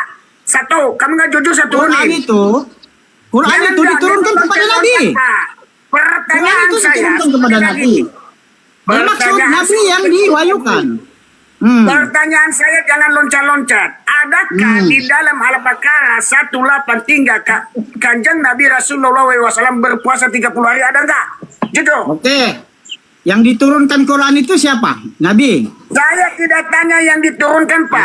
Adakah kanjeng Nabi Rasulullah SAW di dalam ayat Al-Baqarah 183 berpuasa 30 hari ada tidak? Jujur. Yang diturunkan Al-Quran itu kepada Nabi Jawab Muhammad itu. SAW. Kakak punya ini orang. Tinggal Hah? jawab. Tuh, saya malas. Ditanya A, jawab B. Benar nggak teman-teman? Ya, pertanyaan saya sudah jelas. Adakah di dalam surah Al-Baqarah 183 kanjeng Nabi Rasulullah SAW berpuasa 30 hari? Ya. Pertanyaan simpel, ada, tidak, jujur, jangan banyak mau nggak mau saya. Jujur apa adanya, ada, tidak. Karena orang yang tidak jujur itu bapaknya pembohong, pendusta. Saya tidak mau begitu. Yang jelas-jelas di dalam Al-Quran, surat berapa, ayat berapa, bahwa kanjeng Nabi Rasulullah SAW berpuasa 30 hari. Karena muslimah dimanapun berada berpuasa hukumnya ya 30 hari di bulan.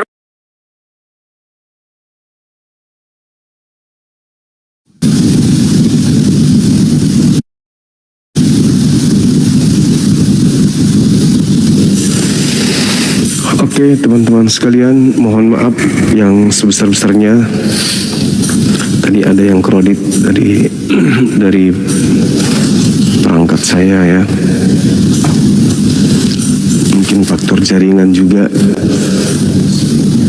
Alhamdulillah bisa jumpa lagi kita teman-teman sekalian. Tadi kajiannya sampai kepada ending daripada debat saya, diskusi saya dengan seorang pastor. Yohanes 1:18 itu dikatakan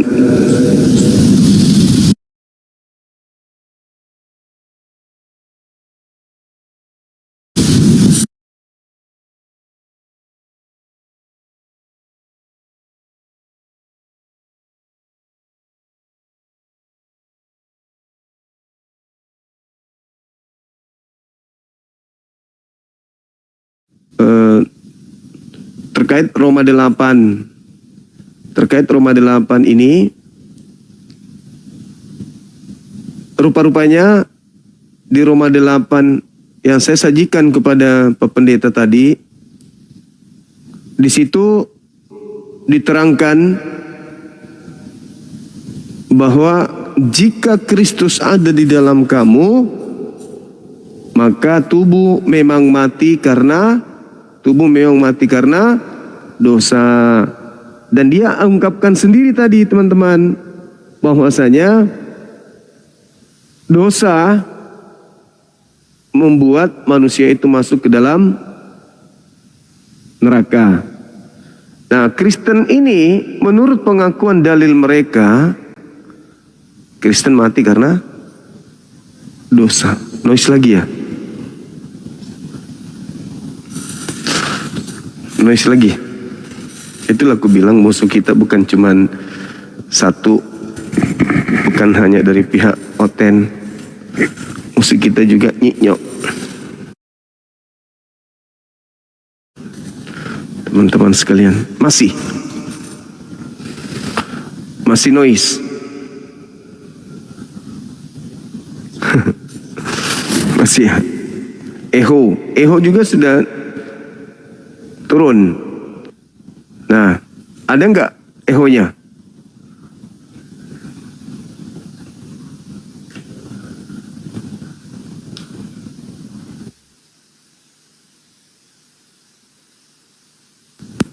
Pairing. Cik, cik, 1, 2, tes mic. Udah bagus kan ya? Noise. Walah. Coba cari dokter. Oke. Teman-teman sekalian. Ehonya ya. Iya, jadi tubuh mati karena dosa. Jika Kristus ada di dalam kamu, tubuh mati karena dosa. Nah, tubuh yang mati karena dosa ini mau diarahkan kemana?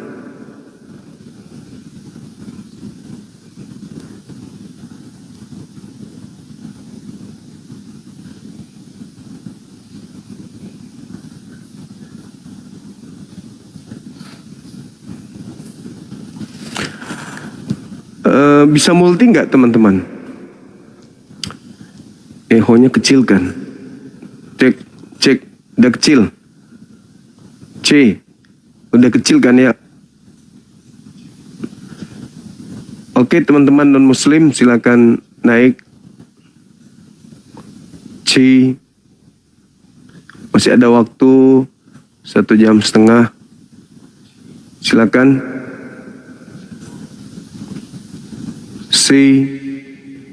Ayo teman-teman non muslim yang ini. Bisa nggak? Ada multi nggak? Bisa nggak teman-teman? Udah bagus ya, alhamdulillah. Oke, silakan non muslim minta permintaan. Tadi kita sudah berkunjung langsung di markasnya mereka, di Komal, seorang pendeta atau pastor. Itu pastor tadi kalau nggak salah.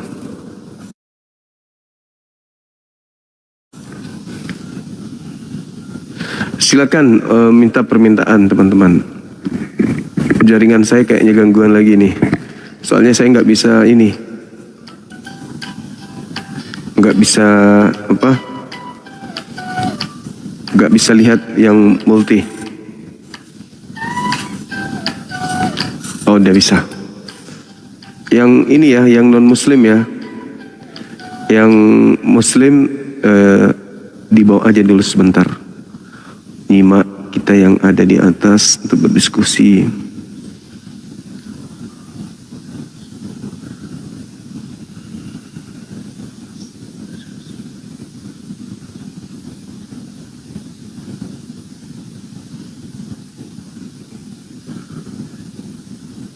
Ini ada banyak yang minta permintaan ya.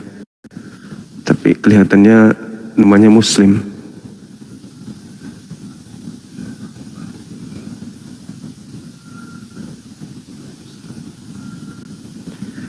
Silakan teman-teman yang muslim tolong dibatalkan dulu permintaannya.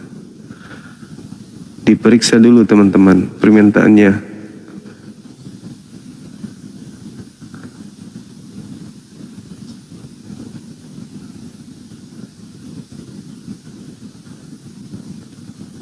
Banyak yang minta permintaan ini. Ada kurang lebih berapa orang ini? Puluhan ribu kayaknya. 33 orang. Silakan yang non muslim, bisa nggak yang non muslim ketik 3 di bawah? Bapa, Anak dan Roh, ketik 3.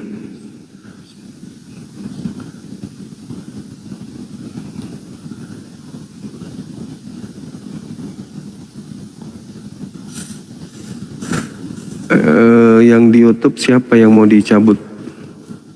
Namanya siapa? Ketik ulang.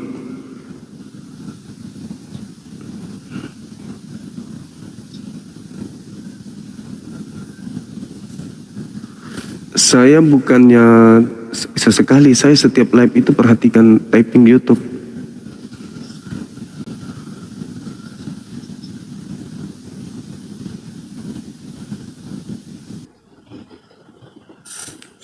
Sudah aman. Ada ya. Halo teman-teman, silakan. Halo, selamat siang. Selamat siang.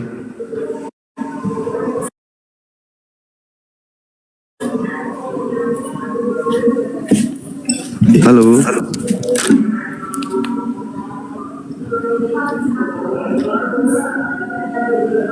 Halo. Halo. Halo, selamat siang.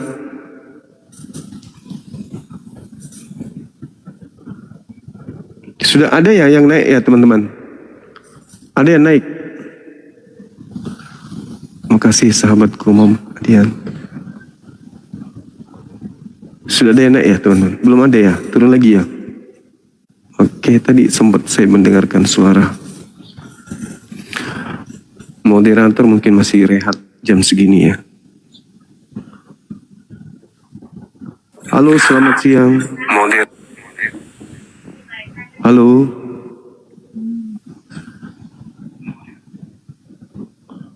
Halo. Nampak nggak teman-teman? Ada nggak teman kita ini? Halo. Halo.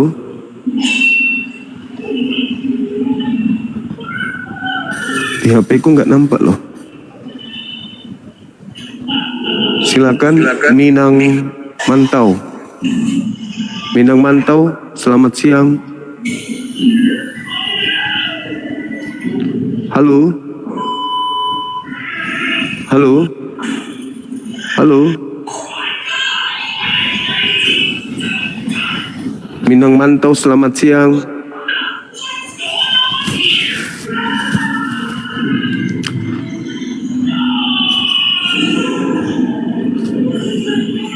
Halo, selamat siang Bang. Jangan gitu dong.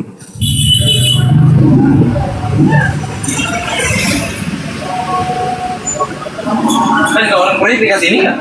Kenapa? Orang proyek. Halo. Kasih aja. Mohon izin bang, turun saya muslim bang. Mohon izin. Makasih. Ya. Ini soalnya.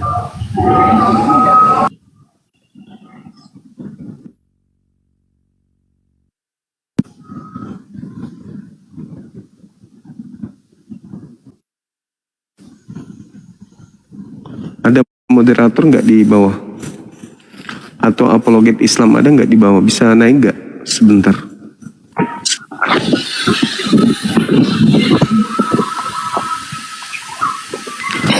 Ada moderator nggak di bawah? Naik dulu. Assalamualaikum bang. Siapa kek? Waalaikumsalam Assalamualaikum, Bang. warahmatullahi wabarakatuh. Waalaikumsalam warahmatullahi wabarakatuh.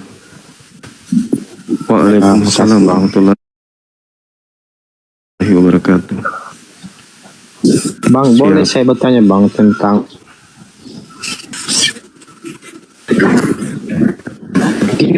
orang non muslim kan sering nanya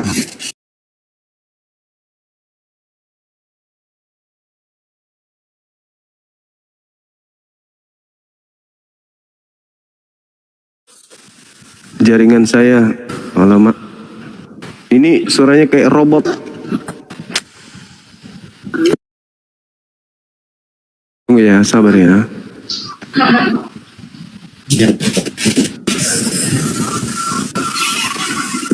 jadi bisa dijawab. Halo. Halo. Moderator muslim ada nggak di bawah?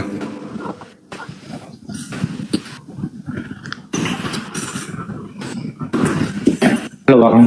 Ini jaringan saya apa jaringan beliau ini? Jaringan. Halo bang. Halo.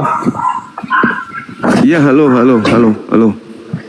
Nah, boleh saya Halo bertanya nih juga. bang tentang muslim. Aku juga muslim aku bang. Muslim, iya kenapa? Nah, gini bang, sering nanya-nanya bagi kaum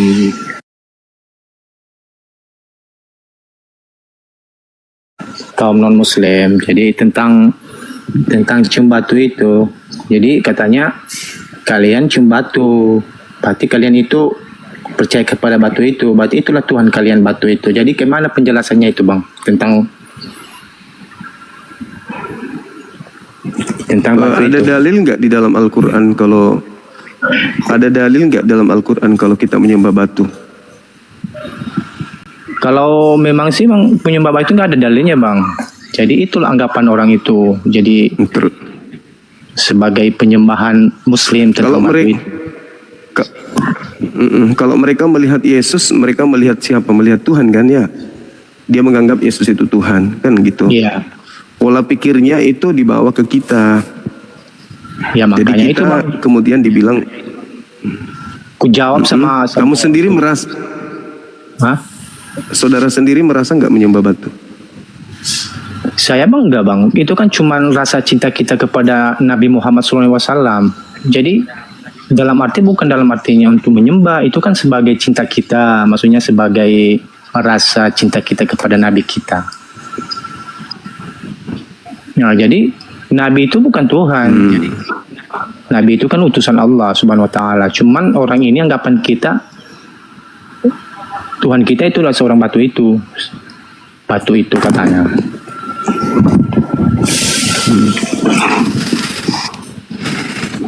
Nggak ada dalil batu menghapuskan dosa, itu nggak ada dalilnya. Ya.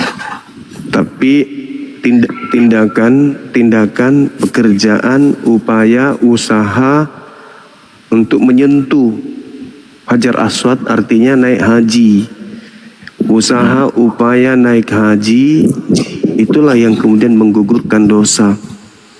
Bukan batunya yang menghapus dosa, tapi usaha kita. Sama seperti ketika kita kemudian bekerja, mengangkat batu, kita mendapatkan uang. Apakah Ya, batu betul. itu yang memberikan uang? Tidak. Bukanlah. Tidak. Tapi berkat pekerjaan kita, kemudian mengangkat batu, maka kita mendapatkan uang. Berkat kita menyentuh batu, maka kita mendapatkan penghapusan dosa. Ya. Di mana dalil bantahannya, walam yakul lahu kufuwan ahad. Allah yang kita sembah itu tidak serupa. Jangankan menyembah batu, batu serupa dengan yang kita sembah aja kagak, apalagi menyembah batu. Batu yang ada di Mekah serupa atau sama dengan Tuhan kita aja kagak. Jadi bagaimana mungkin kita disebut menyembah batu? Tapi kalau mereka mengatakan itu wajar, mungkin karena mereka mendapatkan Kolose 2 nomor 9, kalau batu sakar Yesus itu juga adalah Tuhan mereka gitu. Karena seluruh tubuh Yesus itu kepenuhan secara jasmani, berdiam secara jasmani Tuhannya. Secara jasmani, batu yang ada menggelantung pada Yesus itu, apakah secara jasmani itu juga bagian dari jasmani? Bagian. Nah, itu kepenuhan Tuhan. Ketika mereka menyembah Yesus, berarti menyembah segala tubuhnya. Nah, di tubuhnya ada nggak batu? Ada. Ada nggak biji? Ada. Berarti yang menyembah batu itu sebenarnya mereka, bukan kita. Ketika Yesus disalib, ketika Yesus digantung di atas salib, apakah batunya ikut menggantung di situ? Ya ikut. Ikut nggak dia kemudian mati? Ikut mati. Berarti ya yang menyembah batu siapa? Mereka yang menyembah batu, bukan kita. Begitu. Moderator ada nggak? Saya mau ibadah soalnya. Batulah SE. Ini HP ku ini kayaknya sudah mau diganti nih. Oke Bang, Di saya HP turun yang dulu, satu Bang. kencang, saya bisa melihat Saudara Manjo. Iya, tapi di HP ini saya nggak lihat Saudara Manjo. Katanya ngada-ngada. Loh, kok ngada-ngada? Jadi yang kau sembah itu apanya Yesus yang kamu sembah? Kisah Para Rasul 4 nomor 11, Yesus adalah batu. Kok jadi sakit hati dibilangnya? Orang itu yang mengada-ngada. Jadi masa seorang nabi dituhankan, dibunuh di tiang salib? Kan nggak betul itu. Yang dibunuh juga itu bukan nabi, tapi orang yang diserupakan. Ya betul itu Bang. Itu namanya seorang Yudas Iskariot yang telah Allah menyerupai sebagai Nabi Isa. Jadi orang itu sesat. Bisa jadi. Orang itu sesat. Moderator mana ya?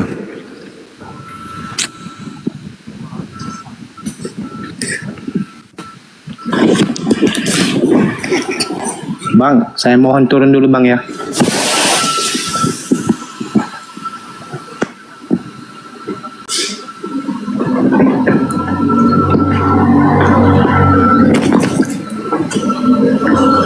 Halo Bang, izin turun Bang.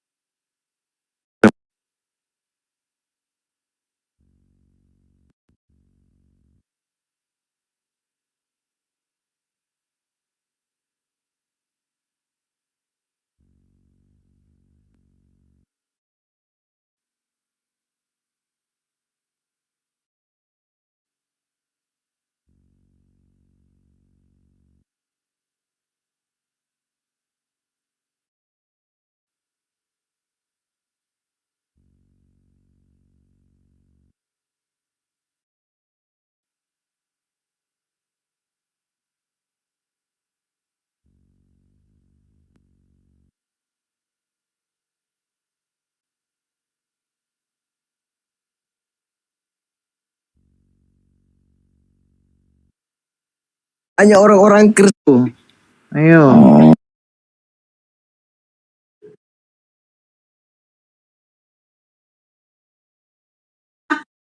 Kita orang Asia loh, Bang.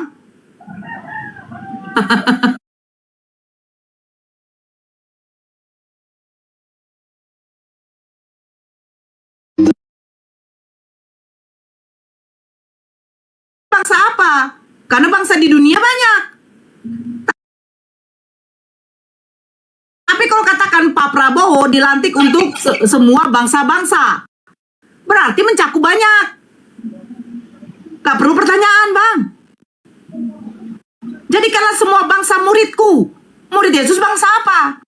Karena memang pada waktu itu, ketika Yunani, Romawi menjajah Yahudi, itu semua orang-orang Yahudi berserak, Bang. Berpencar kemana-mana. Makanya Yesus mengatakan begitu. Oke, begini. Ketika Roh Kudus melarang untuk memberitakan Injil ke Asia, di situ kan ada unsur-unsur karena hal-hal tertentu juga. Di mana tertulis, Bang, ada unsur-unsur hal tertentu, Bang? Ya makanya karena di situ juga harus kamu apa dulu kesimpulannya itu kan ada perikopnya. Paulus menyeberang ke Makedonia, Bang, tapi dicegah oleh Roh Kudus. Tapi ngeyel si Paulus, Bang. Makanya saya bingung. Sebenarnya ini si Paulus itu mendapat ilham dari Roh Kudus atau dari mana ini? Roh Kudus dan Roh Yesus sudah mencegah mereka loh, Bang. Jadi makanya sampai Paulus memberitakan toh juga melawan perintah, dia ini dapat ilham dari mana, Bang? Yang diikuti Paulus ini Yesus atau bukan? Kalau mengenai tentang hal itu nggak ada penjelasan Alkitab, tentang ilham dari mana? Nah, kalau tidak ada penjelasan Alkitab, kenapa Kristen ini ngotot? Sudah jelas dikatakan, lalu Roh Kudus mencegah mereka untuk memberitakan Injil di Asia. Dan setibanya di Misia, mereka mencoba masuk ke daerah Bitinia, tetapi Roh Yesus tidak mengizinkan mereka. Makanya hanya di mana diberitakan Injil? Hanya di kalangan Yerusalem. Hanya di situ, Bang. Iya, oke, begini. Sekarang begini aja dulu, sesuai dengan pemahaman kamu. Otoritas Yesus atau kapasitas Yesus dengan Nabi Muhammad perbedaannya seperti apa dan bagaimana? Jawab dulu. Nabi Muhammad diutus oleh Allah Subhanahu wa Ta'ala itu untuk semua manusia, Bang. Ada tercatat dalam Al-Quran. Nah, kalau Yesus untuk siapa? Bani Israel, tercatat di dalam Bible. Sebenarnya fix. Nabi Musa diutus hanya untuk Bani Israel, tercatat juga di dalam kitabnya orang Yahudi. Sebenarnya simple loh, Bang. Cuman Kristen ini yang ngotot Yesus itu milik kalian. Otoritas mengenai tentang mujizat, perbedaan Nabi Muhammad dengan Yesus seperti apa dan bagaimana? Bang, pada zaman itu Allah memberikan mujizat itu berbeda-beda, Bang. Kenapa berbeda-beda? Nah, pada waktu zamannya Yesus itu bukan ada pertentangan seperti zamannya Nabi Muhammad. Makanya Yesus saja tidak mengenal Kristen. Tetapi bangsa Arab itu kebanyakan sekarang sudah beragama Islam, Bang. Karena apa? Zamannya Nabi Muhammad itu adalah menyebarkan agama Islam. Zamannya Yesus itu mengumpulkan Bani Israel itu agar tidak keluar dari istilahnya dari kandangnya, dari tempatnya. Mereka hanya di dalam lingkungan mereka sendiri, Bang. Yesus itu kan menyambung apa yang diajarkan oleh Nabi Musa. Tapi ketika Nabi Muhammad diutus, Nabi Muhammad membawa syariat baru. Yang dimana syariatnya Nabi Musa, Nabi Isa, Nabi Daud itu udah selesai, Bang. Berbeda-beda, Bang.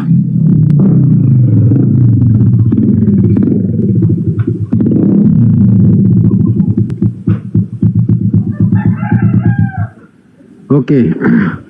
Mengenai tentang kapasitas pribadi antara Nabi Muhammad dengan Yesus, dari sisi nubuatan, dari sisi pengajaran, dari sisi ajaran, seperti apa dan bagaimana? Nah, itu Faruk mau masuk. Kalau itu Faruk mau masuk, masuklah.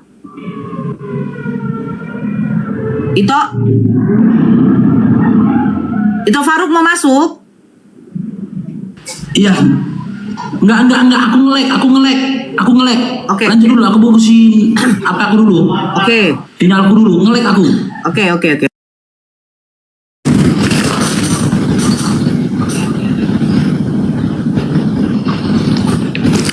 Halo, selamat siang. Cek.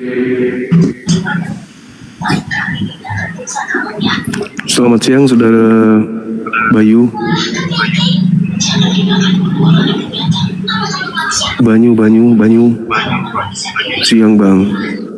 Tidak ada moderator ya? Assalamualaikum. Waalaikumsalam warahmatullahi wabarakatuh. Siap. Ada perintah? Saya cuma menyimak saja, Bang.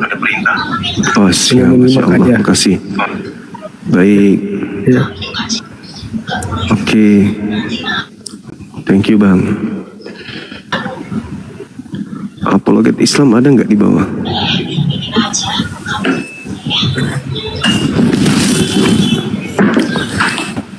Oke, ada yang bisa kami bantu abang ini? Atau abang bisa bantu kami? Saudara Rijalul Goib. Halo. Iya. Assalamualaikum, Bang. Waalaikumsalam warahmatullahi. Ya, semangat. Saya memberi semangat aja dari Madura ini. Oke. Ya. Terima kasih ya, Bang. Ya, terima kasih. Ya, oke, Ya. sama-sama.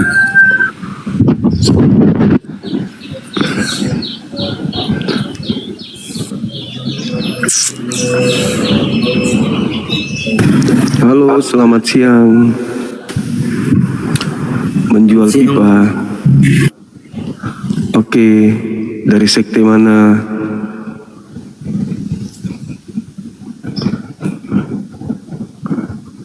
Kok hilang? Silakan moderator, ada nggak di bawah? Boleh nggak naik sebentar? Panggil kan nih. Halo, selamat siang. Halo. Halo, selamat siang, Bang Siang Juma. juga. Siang juga. Saya dari Dari Timur, Bang. Lu Timur, Lu di mana? Timur. Ya. Di Malili, Malili, atau di Bang. mana? Di Malili, Malili. Oh, iya. Balantang bukan? Suamiku, Bang. Pes banget sama suamiku ini, Bang. Oh, makasih. Salam sama suaminya. Ya, kebetulan dia mau bicara ini, Bang. Halo Sapo. Oke. Halo juga. Baik. Alhamdulillah. Di mana Ki di Malili? Daerah Kecamatan Angkutana Sapo. Mangkutana. Oh, iya. Ya. Mantap. Dekat dari tempat saya berarti. Di mana? Kampung? Saya biasa di Wotu. Oh, tetangga Ji. Satu kabupaten, Iya. satu kabupaten lu Timur. Siap. Masih ada si Kumbang di situ. Ada Bang. Masih berjaya. Alhamdulillah masih. Alhamdulillah, iya. Iya.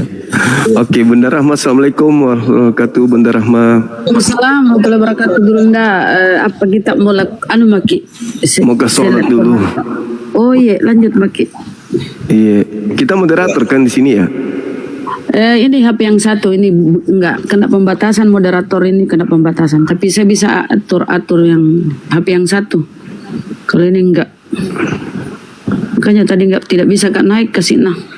Ada pembatasan, jadi saya pakai HP yang satu. Oh begitu. Iya. Oke. Baik, Bunda. Lanjut lagi. Bang Handi ku telepon masih di perjalanan. Menuju? Kurang tahu ya, ku teleponnya masih di jalan kayaknya Bunda. Oke, siap. Dibutuh itu orang ini. Baik Bun, saya ibadah sebentar teman-teman. Ada Bunda Rahma, saya sholat zuhur dulu ya. Assalamualaikum warahmatullahi wabarakatuh. Bang Juma sebentar aja. Waalaikumsalam warahmatullahi wabarakatuh. Iya Bang, iya Bang. Dari Mas Bintang dari Jawa Timur. Siap. Iya, Abang Juma. Ini mengenai itu. Nah, bentar Bang Bintang. Iya. Kan saudara dengar Gurunda mau sholat dulu. Iya, enggak, sebentar aja. Oh, iya. Itu mengenai kalau masjid bilang ya, masjid itu memang betul-betul tempat suci disucikan. Nah, kalau yang gereja itu apa tempat suci ya Bang Juma? Itu apa pernah dibahas pembahasan itu? Kalau dari perspektif Yahudi dan juga Islam sudah pasti bukan tempat suci, tapi kalau perspektif saudara kita Kristen, ya tetap aja mereka menempatkan itu tempat suci. Iya. Cuman itu aja, Mang, yang kami tanyakan. Ya. Tapi kalau kalau dinamakan suci kok sandal semua, sepatu masuk semua gitu loh, maksud aku. Standarnya mereka beda sama kita, Bang. Iya. Dan bahkan kalau mau Natal itu anjing-anjing pun masuk ke situ. Anjing pelacak. Iya, itu dia. Standar makanya kita aku untuk ingin tahu perbedaannya dengan masjid. Kalau masjid kan memang betul-betul tempat suci dan disucikan. Tapi kalau yang gereja ini Bang Juma udah mau sholat ngapa masih diajak ngobrol? Iya. Terima kasih. Oke, Bang, saya ibadah terima dulu, kasih. ya. Turun dulu ya. Siap. Sama-sama, Bang. Sama-sama. Terima kasih. Lanjut, Ahi. Ya. Assalamualaikum. Waalaikumsalam warahmatullahi wabarakatuh. Tahu sholat masih diajak ngobrol juga. Itu makanya aku kasih tahu Pak Desugi kasih naik biar lanjut. Jadi saudaraku yang muslim jangan dulu multi, karena Burunda mau diskusi ya. Kalau banyak yang multi komal berat ngelek. Jadi yang Kristen dulu yang multi biar ada diskusi. Saudara ya, mohon maaf sekali. Karena kalau muslim naik ya itu namanya apa ya? Bincang-bincang santai. Assalamualaikum warahmatullahi wabarakatuh, Pak D. Disugi Ustadz. Waalaikumsalam warahmatullahi wabarakatuh, Bunda. Sini pun mau sholat, Bunda. Dilanjut dulu, Bunda. Nanti kalau ada Kristen saya hampir. Iya, siap-siap sholat. Jadi saudaraku yang muslim, tolong jangan dulu multi. Karena itu keinginan guru loh, bukan keinginan kami aja ya. Keinginan Gurunda Bang Zuma itu tolong jangan dulu naikkan muslim kalau kita lagi diskusi. Mungkin apa ya, terakhir lah baru kalian ada yang mau naik. Kecuali yang darurat penting ya. Silakan Bunda Rosdianti. Kenapa Bun?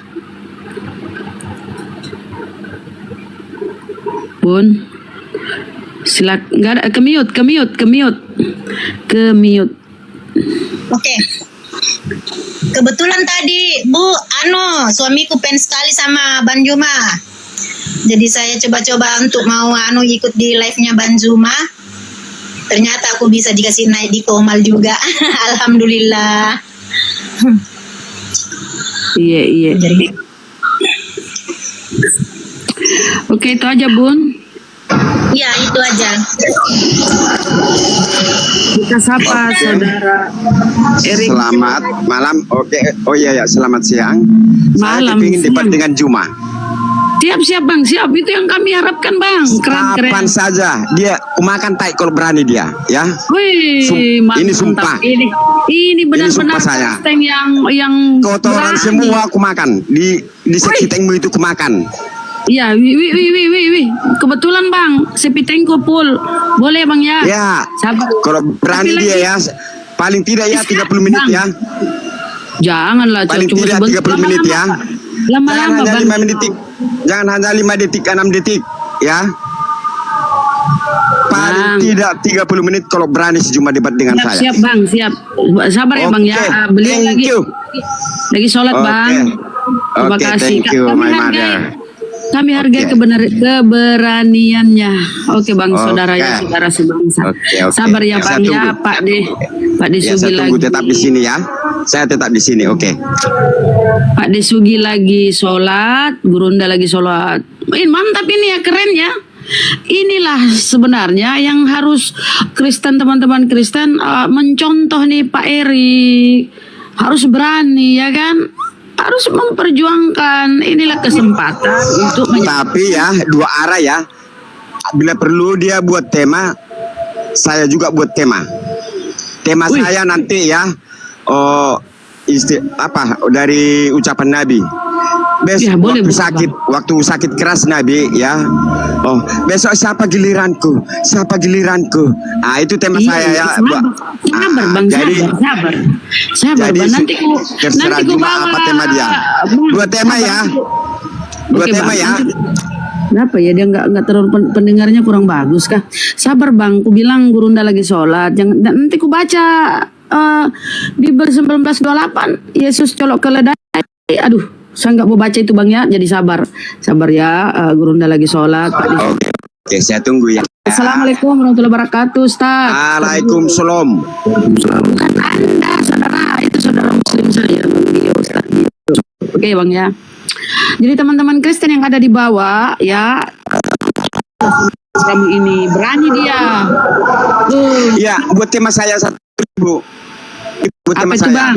Ya. Besok siapa giliranku? Wih, itu mirip ini ya, dalam Bible itu banyak kata-kata porno kayak gitu Bang ya, kok gitu ya? Aduh, kok di dalam Bible itu kok banyak gitu ya? Susunya di jam-jam. Aduh ya Allah, enggak lah. Auzubillahi min zalik ya.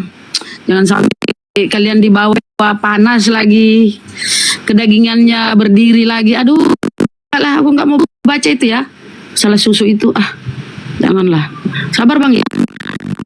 Kami lagi ibadah. Jadi kami itu Bang, apapun yang lagi kita kerjakan, kita harus stop. Harus kita dulu menghadap, beribadah kepada Allah.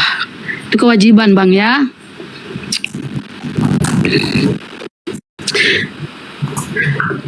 Oke, tapi untuk mengisi waktu saudara muslimku yang multi Kristen dulu ya, kita hargai keberaniannya ya. Ini namanya apa ya? Apa ya namanya ini kalau berani begini ya? Pokoknya keren lah, antap. Itu yang kami cari-cari. Jangan Oten itu penakut. Kayak pendeta tadi ya, ketika Bang Zuma diskusi, aduh banyak kali alasannya, inilah itulah, jemput anaknya lah. Aduh, masih lagi seru-serunya dia mengundurkan diri. Aduh, itulah. Tapi ini keren ya, keberaniannya mantap. Kita acungi 2 jempol. Ya, dia menantang Gurunda. Dia hanya katanya 30 menit. Dia akan mengisap isi sepitengnya Gurunda. Isi sepiteng kita dia mau isap, dia makan. Kalau dia bisa dikalahkan. Apakah makanan hari-harinya memang sepiteng orang? Aduh, isi sepiteng. Aduh, ngeri kali lah kalian ini. Naik langsung makan isi sepiteng. Tahu kan isi sepiteng teman-teman, menjijikkan tuh. Waduh, apa menu hari-harinya nih sepiteng. Aduh lah, kebetulan ya sepiteng aku itu mungkin agak lama nggak di. Ini mohon maaf ya teman-teman, aku ngobrol supaya nggak rungkat. Ya. Contoh lah ya teman-teman Kristen, jangan kalau kita ajar duluan kabur, dia mau diskusi sama Gurunda.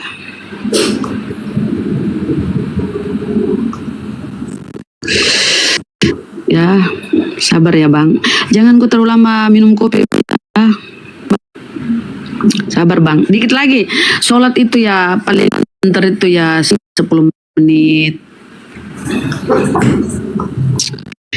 Ya tahu lah, Kristen itu kan berani. Jangankan 1 hari 1 malam tunggu. Ya, terserah. Ada 2 pilihan, ya, 2 pilihan tema saya.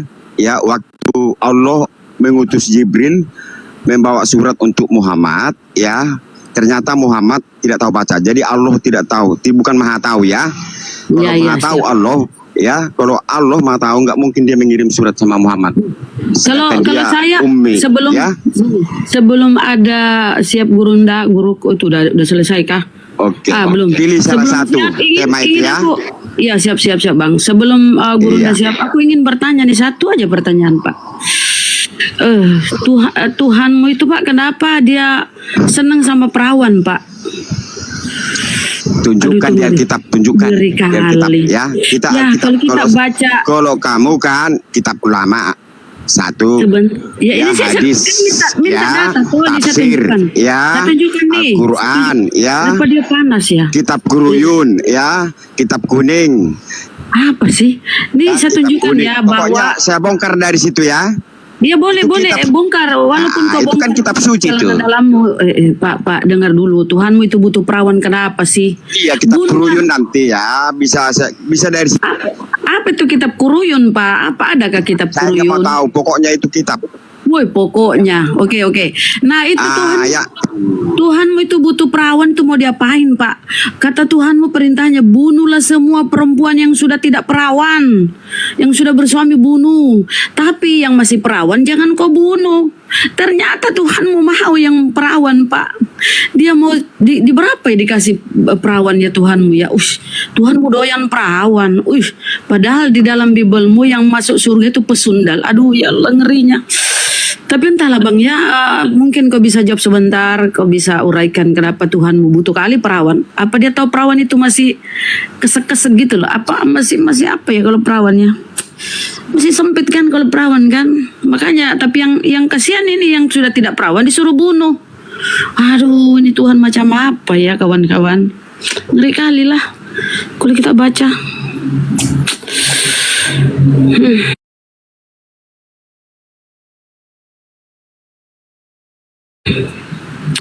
Panas sekali. Sudah Guruyun, apa kitab Guruyun itu? Guruyun, adakah kitab Guruyun, kawan-kawan? Jadi kalau Gurunda ini sudah stay siap, kita turun ya kawan ya. Tak turun biar beliau, kita cuma ngontrol di bawah. Biar dia berdiskusi, dan kalau memang nggak bisa ini ya dia kan janjinya tadi dia mau mengisap semua isi sepitengnya Bang Zuma. Kalau ini juga ya sepitengku juga ya Bang ya. Itu bonusnya. Tapi janji dua arah ya. Selama Siap. 30 menit ya, selama 30. Oke, Jangan siap. hanya biasanya dia 5 detik, 6 detik dia. Udah diturunkan saya. Ya, oke. Itu janji saya itu. Ya, tapi kalau kau menghujat kau lempar ke neraka Bang ya. Jangan menghujat ya, Bang. Kecuali kau pakai dalil, data, boleh. Kalau kau menghujat itu sesuatu kau narasikan tanpa dalil, tanpa data. Aku lempar kau ke neraka jahanam. Daripada kita saling menghujat, ya kan? Kalau aku bilang Tuhanmu butuh perawan, itu datanya ada di bilangan berapa kawan-kawan ya, 31 kah? Jangan bunuh yang masih perawan. Ternyata dia mau yang masih perawan. Mama Tuhanmu pintar juga. Dia tahu kalau perawan itu masih apa ya? Masih apa kalau masih perawan? Dia mau ngapain tuh sama perawan tuh Tuhanmu Bang? Mudah-mudahan Gurunda bawa itu untuk jadi pertanyaan Bang ya, biar kau sadar bahwa ya di Hosea itu apa perintah Tuhanmu? Kawinilah perempuan sundal. Masa kau disuruh kawini perempuan sundal sementara dia mau yang perawan? Mama ada apa dengan Tuhanmu ini, jahat kali. Dia aja mau perawan, kau dikasih yang perempuan pesundal. Ngeri kali lah Tuhanmu Tuhanmu tidak berperi ketuhanan. Panjang doanya Gurunda karena dia akan menghadapi Oten yang canggihnya luar binasa ya. Banyak kitab-kitab dia kuasai, bahkan kitab Kukuruyu ya. Ngeri-ngeri kali lah nih Oten mantapnya. Berdoa yang banyak Gurunda karena lawanmu ini ya, si Erik ini dia sudah mempersiapkan senjatanya. Dan taruhannya apa? Dia akan mengisap sepitengnya Gurunda. Bukan main. Dan bonusnya ya mudah-mudahan sepitengku juga dia mau isap, sedot ya. Kau sedot pakai apa Bang? Jangan kau pakai sedotan tinja yang mobil itu ya. Kau sedot pakai apa Bang? Janjimu tadi kau sedot pakai apa Bang? sepiteng ini tinjanya, Bang, dia sedot pakai mulut apa dia sedot pakai apa ya? Pipet? Pakai apa dia sedot ya? Buktikan kalau mampu dia, kalau mau dia ya.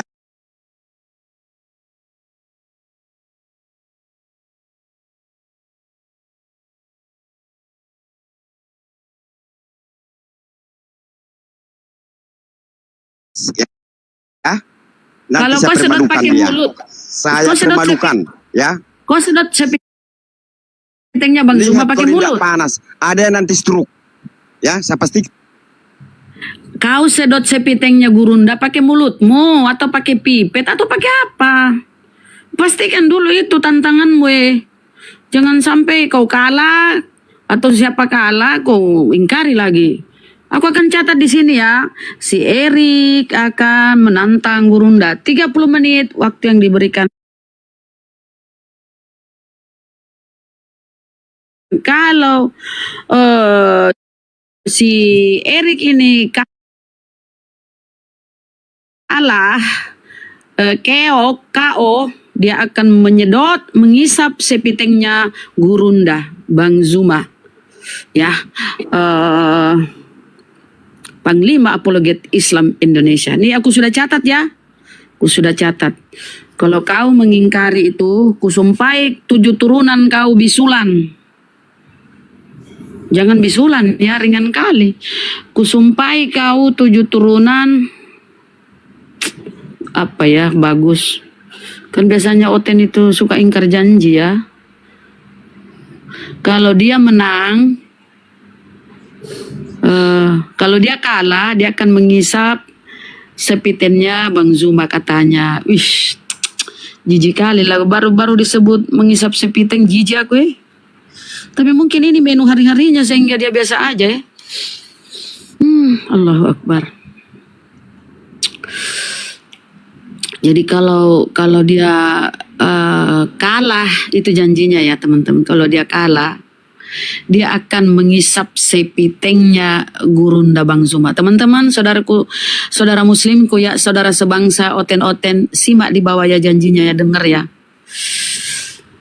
Tapi bisakah ini bisa? Oh, bisa di on cam. On cam ya Bang Erik ya.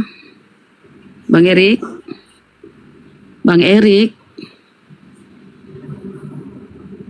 Bang Erik, itu udah bisa di on cam. Gua kamera dong. Kan udah kupastikan dia tidak akan main 30 menit. Saya pastikan dia tidak akan mau. Ya, udah kupastikan tuh. Kok penakut kah? Kenapa nggak berani? Iya. Oh, saya bukan seperti otakmu. Saya masih menghargai teman saya, saudara saya. Saya bukan takut ya. Saya lebih menghargai orang lain. Saya datang ke sini untuk mengisap memperjelaskan apa hinaan si Zuma. Saya nggak buka channel, ya. Saya tidak ada satupun channel, ya. Saya di sini berhak untuk meluruskan dan menjawab, juga membahas Al-Qur'anmu sebagai imbalan. Kalau ku tengok ini kau penakut. Mukamu aja kau potong itu. Potong itu nggak nampak mukamu, kok kayaknya penakut deh. Itu mukamu kenapa nggak penakut? Kenapa mukamu kok nggak? Itu mukamu kenapa kau nggak pajang itu mukamu? Profil saya ada. Oh, oke. Ada di profilmu ada. Oke. Berarti kau ya beranilah sedikit. Ada di profilnya kawan ya. Dia ada di profilnya. Sampai kau ini mulutmu aja yang congor, tapi kau penakut. Oh ternyata tidak, berarti dia bukan penakut ya. Berarti dia berani ya kawan ya.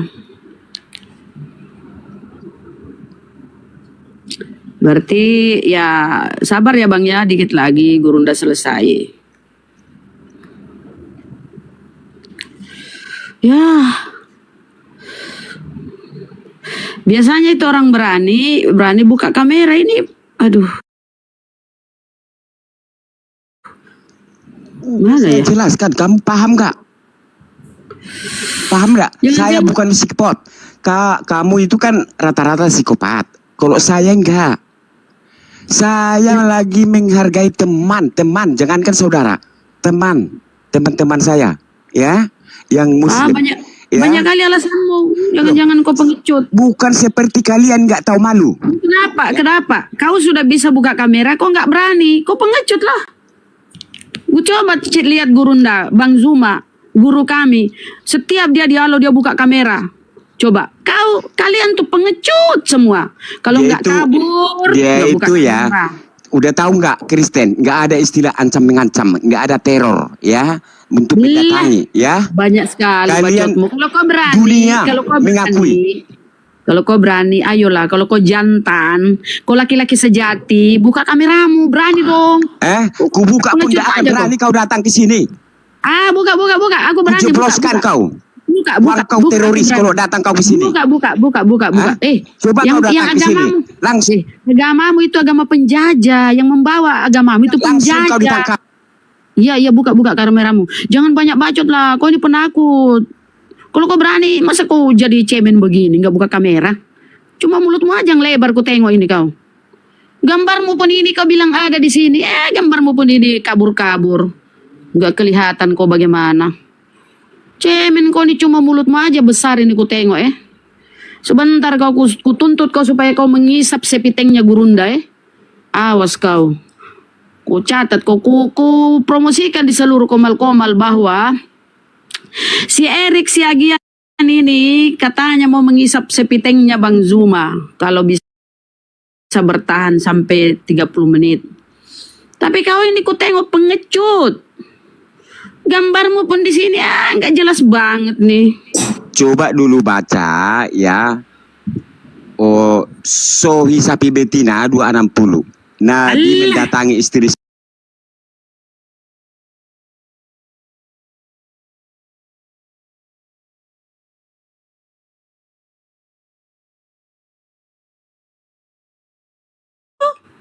Coba itu Tuhanmu tidak berperi ketuhanan lah. Coba baca dulu Sohi. Udahlah. Sapi betina 260. Butuh? Apa di situ perkataan sapi? Kenapa Tuhan butuh perawan? Dikatakan sapi? Kenapa apa di situ? Sapi? Perkataan sapi betina 260. Daripada Tuhanmu mau pesundal. Gimana? Suruh kau ini, kau disuruh kau ini pesundal Tuhanmu. Kalau kau menghujat, saya menunjukkan data. Ya, tapi kami menghujat. Itu Tuhanmu kau disuruh sapi betina 260. Baca di Hosea. Ini dia teman-teman ya. Ini dia foto profilnya ya.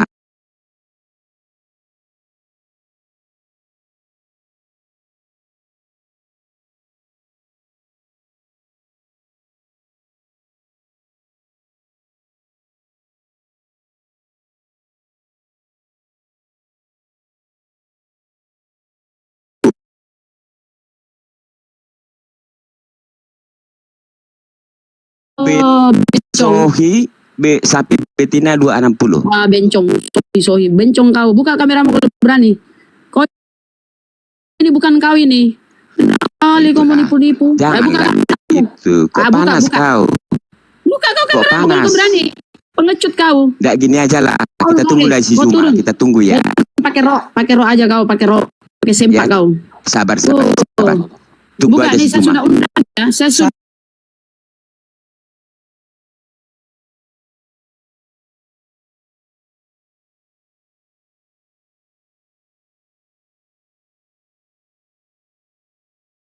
Masa kau segininya ini? Gak berani kali kau buka kamera. Kalau memang kau benar ini buka.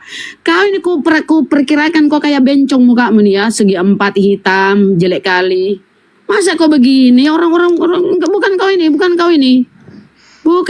Coba buka kameramu kalau kau ini. Coba. Yang sabar Bu. Kita tunggu si Zuma. Kameramu kalau kau Buktikan ini. kalau dia berani.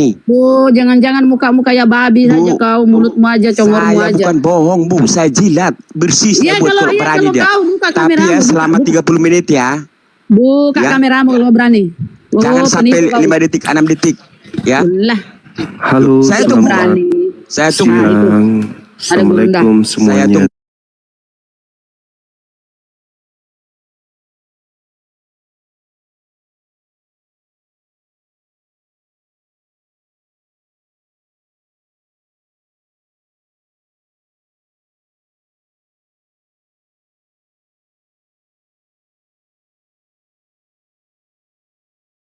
Dah, bisa buka kamera ini tapi tidak berani ya. Baluran nah. Dengarkan isi temanya ya. Ini kan Muhammad lagi sakit keras. Dia bertanya sama istrinya, siapa giliranku besok? Siapa giliranku besok? Ah, itu tema saya di situ buat, ya. Tahu kan? Ya, sekarang tema. Iya, apa temanya itu? Dua tema. Temanya itu apa? Ini. Muhammad sakit keras kan, dia bertanya sama istrinya, siapa giliranku besok? Itu? Siapa besok giliranku? Ah, kan itu temanya. Di mana itu tertulis, Bang? Di mana? Di mana itu tertulis? Oh, kalau nggak salah ya, Sohi sapi betina 260. Apa itu? Sohi sapi betina 260. Apa itu? Nabi mendatangi istri-istrinya. Apa itu sohi sapi betina itu apa itu? Ya, terjemahkan ke bahasa Indonesia, Bang. Kalau bahasa Arabnya sohi bukhori. Kalau bahasa Arabnya sohi bukhori. Kalau bahasa Indonesianya sohi sapi betina. Nggak ngerti, saya nggak ada di Islam itu, nggak ada. Loh, kok nggak ada? Sohi Bukhari sapi betina itu apa? Bukhori apa? Iya, Bang. Saya Bukhori itu apa? Kalau Bukhari itu periwayat.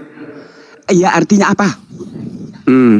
Artinya apa? Nah, itu nama orang itu nama orang, nama kampung, tempat lahir. Iya, artinya apa? Yang saya tanya artinya apa? Enggak usah kau bersilat lidah kau. Artinya Bukhori itu apa? Itu nama tempat. Ini belum apa-apa.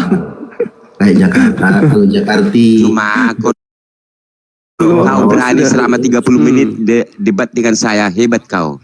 Itu jelaskan dulu, Bukhori itu apa? Bukhari itu nama tempat, nisbah kepada tempat. Nama Bukhoro itu nama tempat. Kalau tinggal di Bukhoro jadinya Al-Bukhari. Sama kalau kau tinggal di Jakarta jadinya Al-Jakarti. Itu nisbah kepada tempat. Arti Bukhori bahasa ya, tapi terjemahkan dulu ke bahasa Indonesia. Itu bahasa Bukhari Arab. itu nama tempat. Oke, sekarang Jakarta. Jakarta kau terjemahkan jadi apa? Aduh, inilah kalian tidak konsisten kepada umatmu, ya. Biar saya jelaskan kepada umatmu ya. Kalau nggak berani kau, saya berani. Bukhori itu artinya sapi betina, ya, saudara-saudaraku Islam di Indonesia, ya, itu artinya ya. Kalau tidak mau Ustadz yang untuk menjelaskan, ya, Bukhori itu sapi betina. Oke, dah. Loh, kok Bukhori sapi betina? Iya. Jadi apa cuma? Bukhori kok sapi betina? Jadi apa cuma? Bukhori kok sapi betina, gimana ceritanya? Bukhori kamu aja nggak mau itu ilmu dari mana? sama umatmu atau sama anak didikmu atau sama umat apamu waktu kau ngaji nggak mau bilang ayo kita buka surat sapi betina sekian. Kau nggak mau. Loh. Apa Anda membawa Bukhari terus Anda membawa sapi betina, nyambungnya di mana? Aduh, nggak usah kau bersilat dulu. Kayaknya. Mungkin setengah Muslim mengetahui Bukhari itu artinya adalah sapi betina, cuman kau nggak berani. Loh, Bukhari kok sapi betina? Kok malu? Jadi apa? Coba saudara-saudara Kristen lihat ini wakil kalian ini. Di sini ya, di 260 Nabi mendatangi istri-istrinya, ya. Sapi betina 260. Nabi mendatangi istrinya di siang hari dan di malam hari, ya. Menggauli 11 istri dan tenaganya sama dengan 30 laki-laki. Oh, keren sekali nabiku, Masya Allah. Keren. Memang saya boleh jawab? Dia pakai obat oles dia. Sekarang? Obat kuat. Boleh saya jawab sekarang? Boleh saya jawab? Boleh ya? Boleh saya jawab sekarang? Atas ketidaktahuan. Oke. Habis ini saya bertanya. Habis saya jawab pertanyaanmu. Iya, oke. Tapi ucapkan ya. Nggak, janji kau ucapkan. Sohi sapi betina 260. Oke. Saya ikuti bahumu. Oke. Jadi Nabi Muhammad SAW itu kekuatannya sebagai laki-laki, seperti yang kau ucapkan tadi itu, kekuatannya dia itu setara dengan 32 laki-laki. Keren nggak?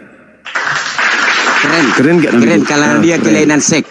Ya, keren. Keren, ya. keren nabiku kan. Nah, Ya, keren kemudian karena dia ada kelainan seks. Penyakit. kemudian Itu penyakit. terserah itu penghinaanmu terhadap nabiku, terserah. Itu penghinaan Kok karena penghinaan? justru Kalau lah, ada itu seperti kelebihan. itu orang apa yang kelainan Ini seks? giliran saya. Ini giliran saya, Bang. Ya kau bantai itu loh, kau bilang penghinaan. Itu loh. Ini giliran saya, oke? Jadi nabiku memiliki kelebihan dari manusia lain. Beliau punya istri dan malam hari beliau kemudian melaksanakan sunnahnya sebagai seorang laki-laki.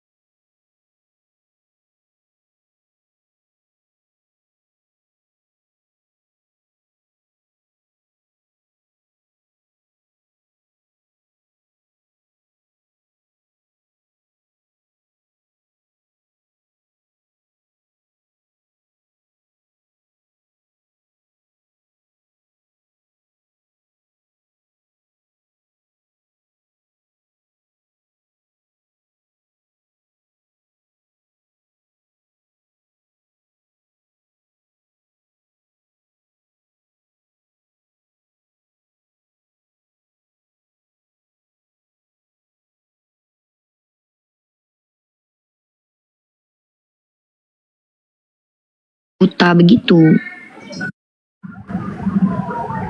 Ini kita mau diskusi atau apa? Buka kamera. Diskusi, buka kamera.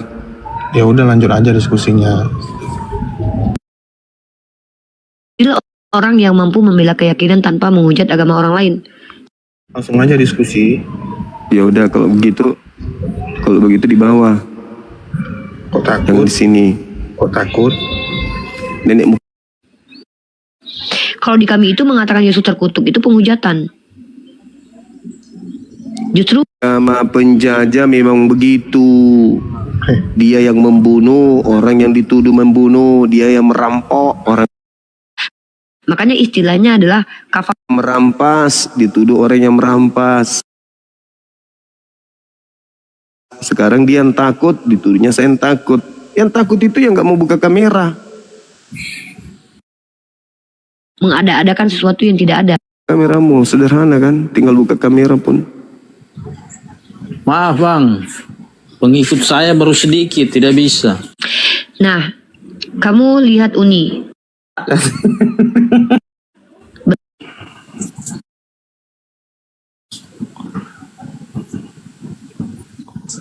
Oke.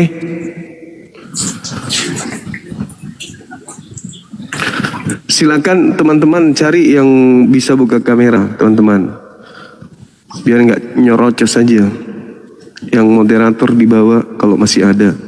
Soalnya jaringanku lagi gangguan.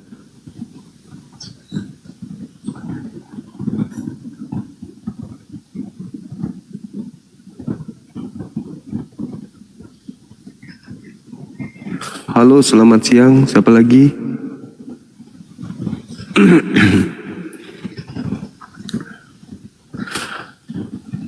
Dia nggak buka kamera, orang yang dibilang takut. Mental penjajah memang. Mental penjajah. Mental penjajah.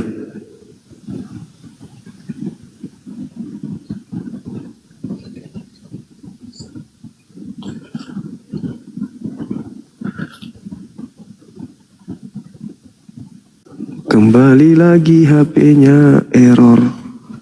Teman-teman. Gak bisa naikin orang. Moderator juga mungkin sudah pergi. Tidak bisa juga naikkan orang. Halo? Halo? Adakah di bawah moderator? Saya nggak bisa buka ini tamunya. HP-nya ini error. Gimana dong? Teman-teman di YouTube, sorry ya kalau ada gangguan terus dari tadi ya. Ayo teman-teman, moderator di bawah, kedengaran nggak suara saya ini?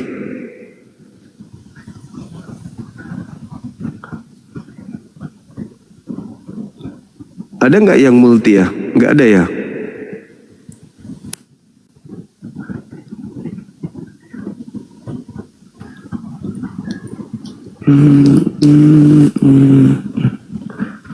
Sulit. Memang harus ada asisten pribadi kayaknya. Ini namanya kerja sendiri.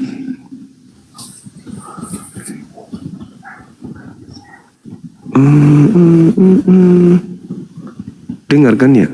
Berarti di TikTok ini ada nggak yang multi?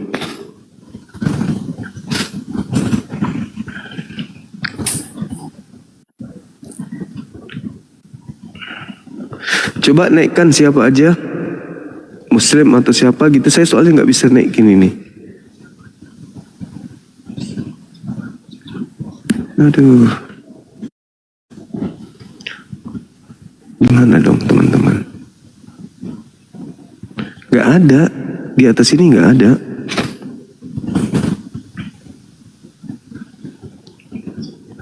Ini jaringan HP saya yang error, nggak bisa panas lama ini.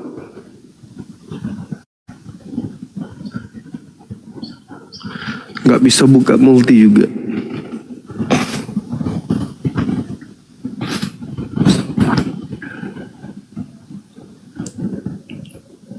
Cek.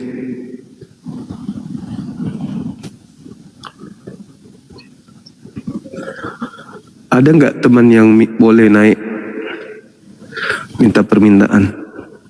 Nah itu ada 60-an orang, tapi moderator tidak menaikkan siapapun.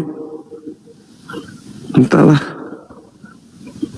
Saya yang mau naikkan teman-teman, tapi saya nggak bisa buka multi. Iya betul, HP saya dari pagi error terus, tapi HP yang satu bisa. Cuman ini aja yang dipakai lab ini yang nggak mau.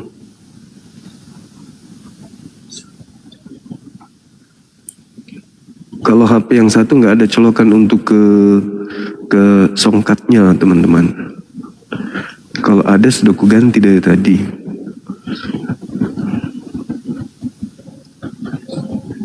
Moderator nggak ada yang menaikkannya. Katanya 60 yang minta permintaan. Tapi moderatornya sibuk. Tapi kalau mereka yang teman-teman kita yang butuh, biasanya saya ditelepon tuh, buka komal yuk. Ayo kita mulai diskusi yuk. Iya, buka kamera teman. Tapi katanya mau diskusi. Tadi belum ada ngomong, kamu sudah menjat saya. Gimana sih kamu? Katanya kamu berpendidikan. Buka kameranya.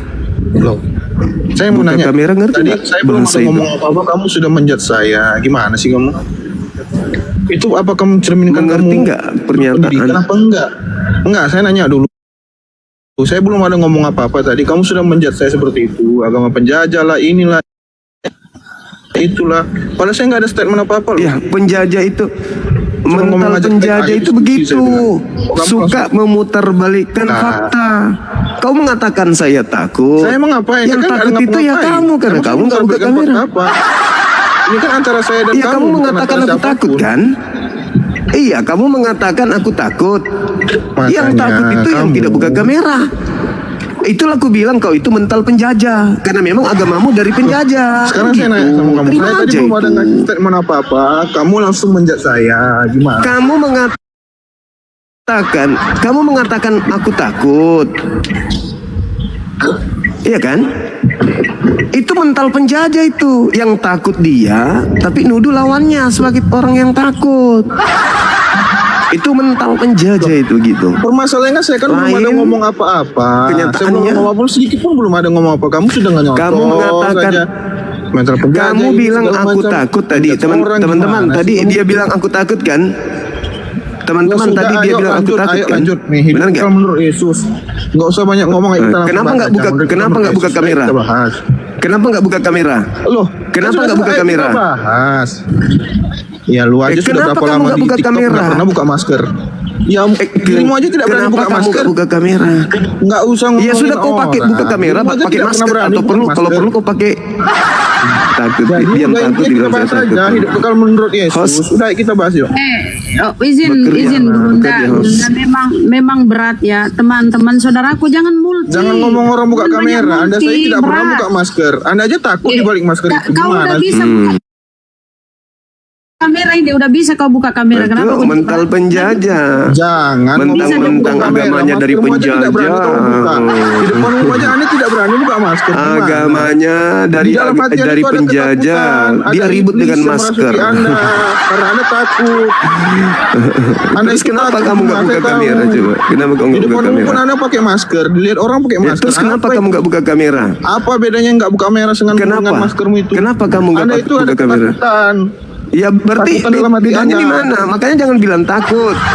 Ya. Takut sama siapa? Anda justru yang takut. Di depan umum aja pakai masker. Ngomong sama orang pakai masker. Dilihat.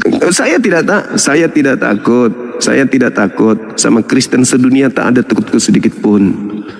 Oke? Saya memang suka pakai masker. Kenapa pula rupanya? Yang takut itu yang tidak mau buka kameranya. Itu loh. Terus menuduh saya yang takut. Sebelum saya turun, Tabe, ini netizen saudaraku di bawah, jangan multi, banyak kali multi berat, ngelek terus Burunda, nggak bisa kita kasih naik. Izin saudaraku, aku turun ya. Iya, saya nggak lihat Bunda Rahma, saya nggak lihat juga. Iya, ngelek. Saya cuma sendiri di sini.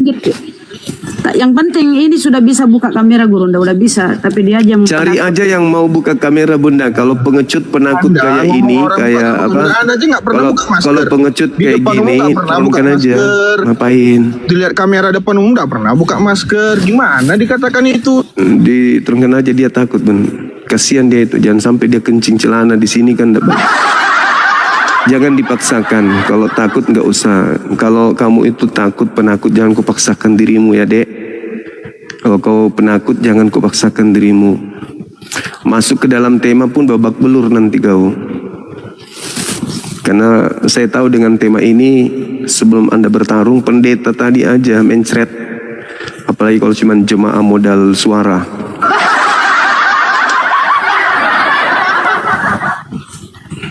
Ini kenapa ya Rob? Gak bisa teman-teman, aku gak bisa lihat. Aku untuk buka yang minta multi aja gak bisa nih. Karena kata Bunda Rahma terlalu banyak yang multi di bawah. Bisa nggak teman-teman periksa dulu. Mana tahu Anda melakukan permintaan naik tanpa sadar. Mungkin karena tap layar. Ya kan ya? Multi ada 50. Nah, coba periksa teman-teman. 4.000 di sini yang Islam. Coba periksa, mana tahu Anda multi juga. Kan gitu. Dibatalkan biar tidak terlalu berat. Ini saya nggak bisa lihat. Nggak bisa lihat saya cuma bisa lihatnya di sini. Saya bisa lihat di sini yang saya live-kan ke YouTube.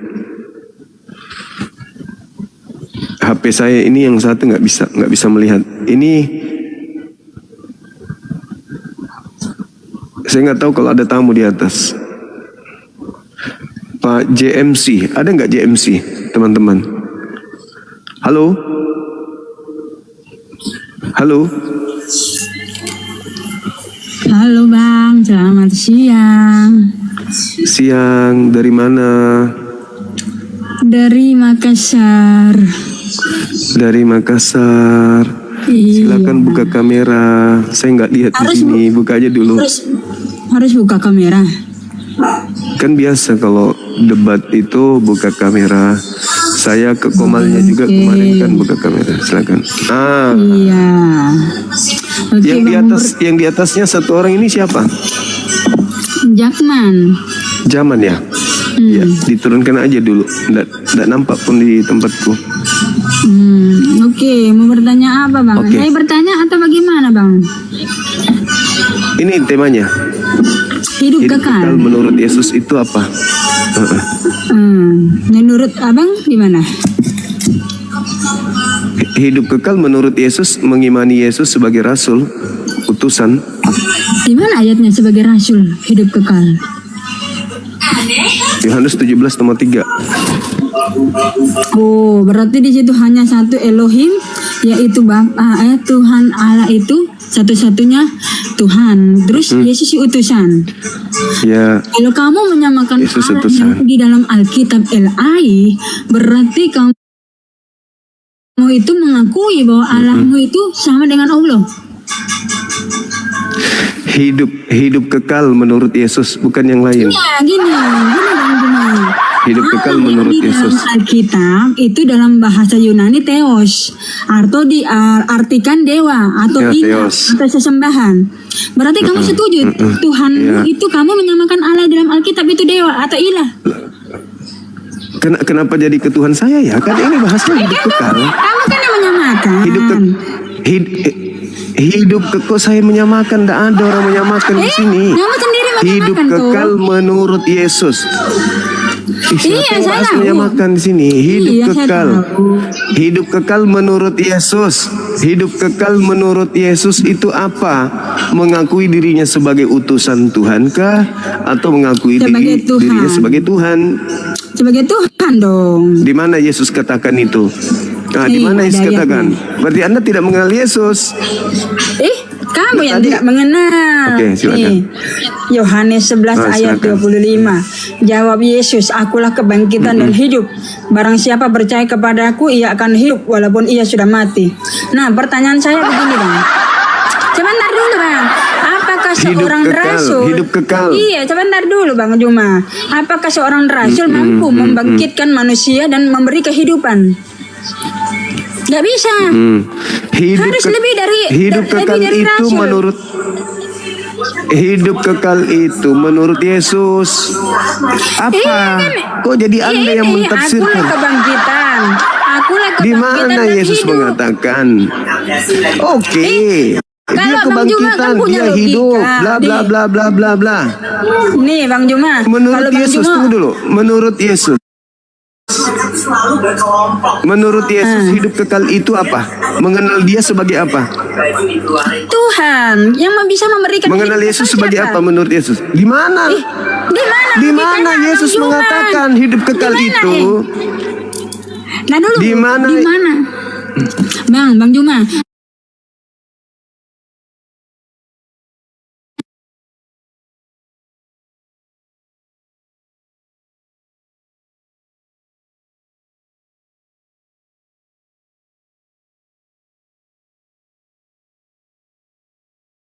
Jadi lebih dari rasul dong. Makasih, Nih, Bunda. Yohanes 11 ayat 25. Yesus Ya, berkata, Yesus katakan "Akulah apa? kebangkitan." Yohanes 11 ayat 25. Yesus Ya, berkata, Yesus katakan "Akulah apa? kebangkitan dan Yesus mengatakan apa? hidup." Iya, barang siapa Yesus percaya harus kepada dikenal aku. sebagai apa? Ya sebagai Tuhan. Yesus mau dikenal sebagai apa? Di mana Yesus Tuhan. katakan itu? Hidup Lah, kekal. Hidup kalau kekal Abang- mengenal aku sebagai Tuhan. Itu Yesus katakan di mana? Nah, kita buka Bang logika Arif, ya. thank Kita you, buka Bang Arif. logikanya Bang Juma. Yang Kok bisa memberi kok kebangkitan nano, siapa? Kok yang bisa nano? memberikan Di mana kebangkitan Yesus siapa? mengatakan? Saya Sebentar. tidak peduli. Ini menurut Yesus. Nggak mungkin juga seorang Yesus yang mengatakan rasul hidup doang kekal yang itu. bisa memberikan kebangkitan. Lah Nggak Yesus yang mungkin. mengatakan itu. Yesus mengatakan. Yesus masa- mengatakan. Iya, tapi dia itu sebagai Tuhan karena dia Kenapa bisa kamu memberikan bantah kehidupan Yesus? kekal. Kenapa kau bantah Bukan. Yesus? Yesus yang gini. mengatakan. Yesus yang mengatakan atau Bang Yesus Juma. mengatakan apa? Begini, Bang Yesus Juma. mengatakan apa? Hidup kekal itu Iya, mengenal begini, Dia Bang sebagai Juma. apa? Sabar dulu, begini Bang Juma. Kalau kita punya logika, ya kan kita bisa berpikir, masa seorang rasul hanya seorang Logika rasul kok bisa bertabrakan menjamin? Yesus. Nggak, seorang rasul menjamin hidup yang kekal. Bagaimana ceritanya? Lah itulah yang terjadi. Itu Gimana? dalilnya ada. Gimana coba? Yohanes 17 nomor 3. Iya, gimana ceritanya? Yohanes Kalau 17 seorang nomor 3. rasul. Gimana ceritanya? Lah itu kata Kalau Yesus. seorang rasul begini, Mengenal begini. Yesus. Iya, Hidup kekal itu yang bisa memberi hidup adalah kekal itu mengenal cuma Yesus Tuhan. sebagai apa menurut Yesus? Bang, kalau abang Kok punya bisa logika, memberi hidup yang kekal? Bang, kalau abang Mengenal punya, Yesus, Aduh, mengenal susah Yesus banget. sebagai apa? Sebentar dulu, Bang. Ya susah kan Anda membantah Yesus. Aduh, gimana Kenapa dong membantah begini? Yesus? Kenapa? Bentar dulu. Oke, berarti kamu percaya bahwa yang di situ mana di situ sebagai rasul? Mana? Lah itu utusan itu apa? Utusan itu apa? Apa bedanya utusan Utusan dengan itu apa? pengutus? Oke. Sekarang saya tanya, apa bedanya utusan dan pengutus? mulai sakit jiwa. Kok sakit jiwa sih? Utusan dan pengutus apa bedanya, Bang? Coba jelasin, coba tahu bisa. Ya beda lah. Apa bedanya? Pengutus itu yang mengutus. Utusan itu yang diutus. Ya beda lah. Oh, berarti kalau Abang Juma ini mengutus dirinya Abang. Berarti ya garambang. Gimana sih Abang ini? Kok saya mengutus diriku? Mau dijawab bagaimana? Menurut Yesus, Dari tadi ngata-ngatain. menurut Yesus, hidup kekal itu adalah mengenal Dia sebagai apa? Sebagai Tuhan atau sebagai utusan Tuhan? Sebagai Tuhan. Mana dalilnya? Oke. Mana dalilnya? Ya sabar. Nih. Di dalam ini nih, barang siapa yang menerima aku, maka dia menerima Dia yang mengutus aku. Jadi menerima Tuhan Yesus bukan hanya sebagai Mana hidup kekal adalah mengenal Yesus. Mana hidup kekal mengenal Yesus sebagai Tuhan? Mana dalilnya? Ini ayatnya Bang Mana nih. dalilnya? Aku Hidup berkata kekal mengenal Yesus. kepadamu, sesungguhnya barang siapa Iya. menerima orang yang kuutus, ia menerima aku. Barang siapa menerima aku, ia menerima dia yang mengutus aku. Menerima Yesus berarti Nah, di situ menerima Yesus Bapa itu sendiri. Di situ Yesus sebagai apa di situ? Yesus adalah Tuhan itu sendiri Sebagai karena yang menerima diutus, Yesus, sebagai yang menerima Bapa. diutus atau sebagai pengutus? Sama, Bapak itu kan pengutus. Sama. Datang ke dunia mengambil rupa seorang hamba. Sama. Jadi Anda belum bisa menunjukkan ucapan yang Kok Anda belum ucapkan bisa sendiri dengan menunjukkan? dalil. Bang Juma ini gimana sih? Yesus Bang Juma ini? mengatakan hidup kekal itu adalah sudahlah. mereka mengenal Yesus yang engkau utus, bukan mengenal Yesus yang adalah utusan pengutus. Menurut Bang Juma. Itu menurut Bang dalil. Juma. Itu menurut dalil. Dalilnya Cobalah ya. banyak. Nih, benar. Yohanes 17 nomor 3, hidup kekal itu adalah mereka mengenal Yesus Kristus yang engkau utus. Tapi Anda membelokkan. Siapa yang membelokkan? Kamu mengatakan hidup kekal itu mengenal Yesus Tuhan, padahal di situ hidup kekal itu mengenal Yesus sebagai utusan. Kamu membelokkannya menjadi Tuhan. Itulah bukti bahwa kamu tidak mengenal Yesus. Oke, ini ada Yesaya 63 ayat 9. Ya. Nih, tentang Kitabnya. utusan ya. Tentang utusan nih, tentang bukan utusan. Iya, betul, bukan duta, betul, bukan betul. utusan. Nah, Tetapi betul. aku sendiri. Melainkan ia Nah. sendirilah. Nah, kalau kamu mengatakan Tuhan Yesus itu adalah yang penyelamat itu karena dia disuruh. Ya, Yesus itu utusan, berarti bukan Yesus. Kamu sama Iya, perhitungnya.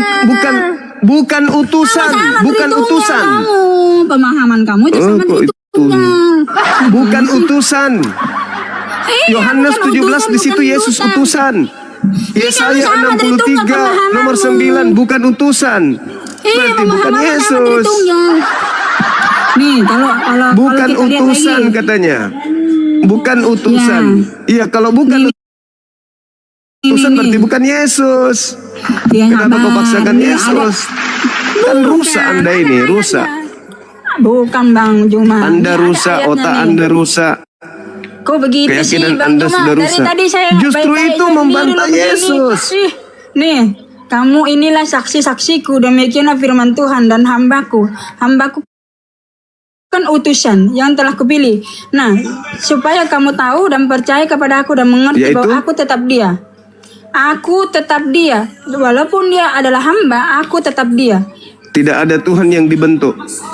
Iya, Yesus Mana itu ada? Tuhan Yesus itu adalah Allah yang dibentuk. Gimana? Ngaco. Kalau kamu menggunakan Tritunggal, itu aja. Hidup Wajar, Bang kekal Juma. itu di situ dengar. Di Yohanes 17 nomor 3 di situ ada berapa yang mau dikenal? Apanya? Ada Yohanes berapa 17. hakikat yang ingin dikenal di Yohanes 17 nomor 3? Satu lah. Satu pribadi. Siapa? Tuhan Yesus. Itu yang kenapa? satu-satunya siapa? Tuhan Yesus. Yang satu-satunya itu siapa? Tuhan Yesus. Yang satu gila Nah, ini ngerti kan, teman-teman ngerti kan, moderator, ngerti kan, panggil ngerti dokter kan, dong. ngerti kan? Ngerti toh? Udah, kau lebay. Kau nggak ngerti Lebay. kok. Hah? Lebay. Host moderator, turunkan moderator. Ya sudahlah. Dia aku menyesatkan turunkan sini. diri. Kau menyesatkan saya Iya, ini Kristen yang benar. Kau sembah aja terus. Iya menyesatkan. Kau menyesatkan. Hidup kekal itu mengenal Yesus sebagai utusan. Kau bolak-balikkan mengenal Yesus sebagai Tuhan. Kau itu gila. Gak waras kau itu. Sakit jiwa. Makanya kau diusir oleh Yesus. Hanyalah daripadaku, kamu itu pembuat kejahatan. Kenapa kau diusir oleh Yesus? Ya kan karena kau membuat kejahatan. Apa kejahatan yang kau lakukan? Kau menganggapnya Tuhan. Makanya kau diusir. Gitu. Utusan Tuhan kok dituhankan. Kan gila. Utusan Tuhan itu diakui sebagai utusan Tuhan untuk memperoleh hidup yang kekal. Ini malah dianggap Tuhan. Oplak, rusak, otakmu robek. Otakmu robek itu namanya. Hidup kekal itu adalah mereka mengenal Engkau satu-satunya dan mengenal Yesus yang Engkau utus. Hidup kekal itu adalah mereka mengenal Engkau satu-satunya Tuhan dan mengenal Yesus juga Tuhan yang Kau utus. Dua dong. Satu katanya. Satu-satunya Tuhan, Yesus yang diutus Tuhan. Harusnya hidup kekal itu adalah mereka mengenal Engkau satu-satunya Tuhan dan juga mengenal Yesus tuh. Dua dong. Apa katanya satu? Kasih Bunda. Katanya satu. Tapi kok dua? Terlalu berlebihan kali. Ayo moderator masih bisa? Masih ada kesempatan sedikit sebelum kita jalan. Ayo. Hidup kekal itu adalah mereka mengenal Engkau satu-satunya, mengenal pengutus satu-satunya Tuhan, yang mengutus Yesus satu-satunya Tuhan. Kalau kau masukkan juga Yesus di situ berarti dua.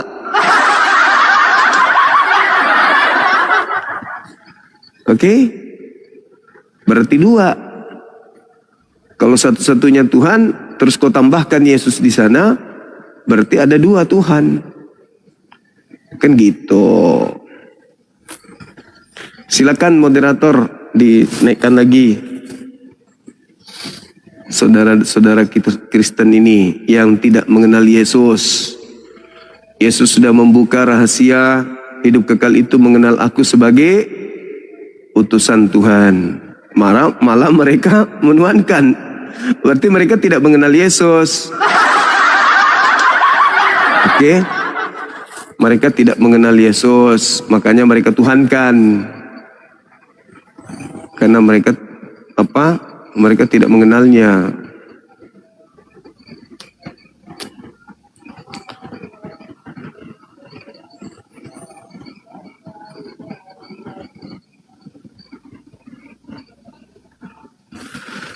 Silakan Bunda Rahma dinaikkan lagi otennya. Saya nggak bisa buka multi, nggak bisa lihat yang minta permintaan, terlalu berat.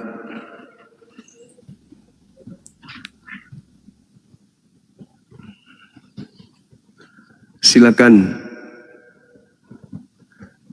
Nggak ada lagi ya? Di antara 6.000 orang ini nggak ada oten lagi. Wow. Sudah punah berarti. Saya andaikan bisa buka multi, saya nggak minta di moderator. Sayanya nggak bisa. HP saya ini error, teman-teman.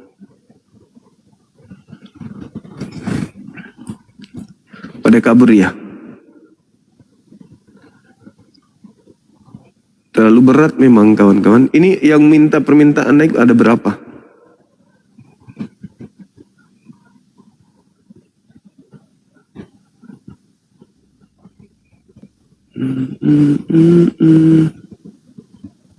Nggak ada, moderator kayaknya nggak ada ya.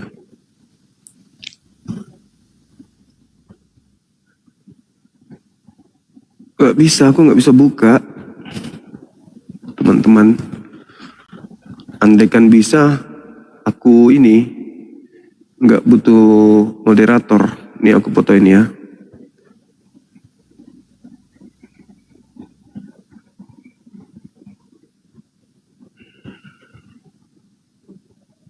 Nggak bisa teman-teman.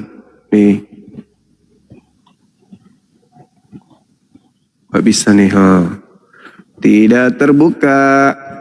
Jadi kalau moderator juga tidak bisa menaikkan, maka diskusi tidak bisa terjadi. Nih.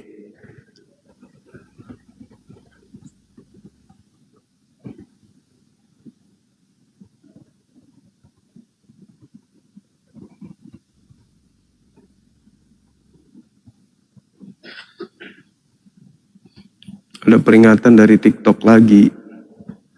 Nih teman-teman, nggak bisa minta permintaan.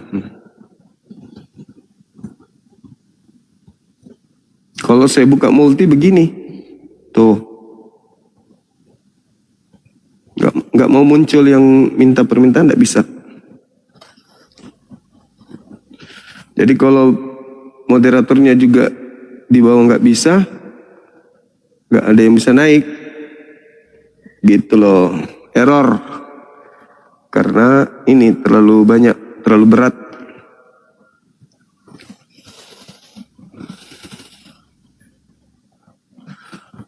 Minta moderator dari luar. Nah ini sahabat saya yang di YouTube kayaknya ini ya. Coba ya.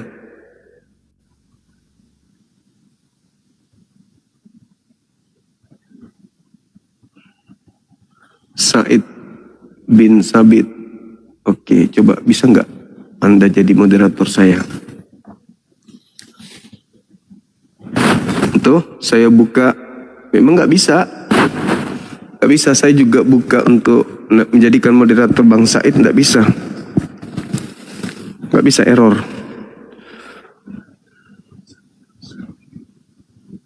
Nggak bisa Bang, sorry Bang ya.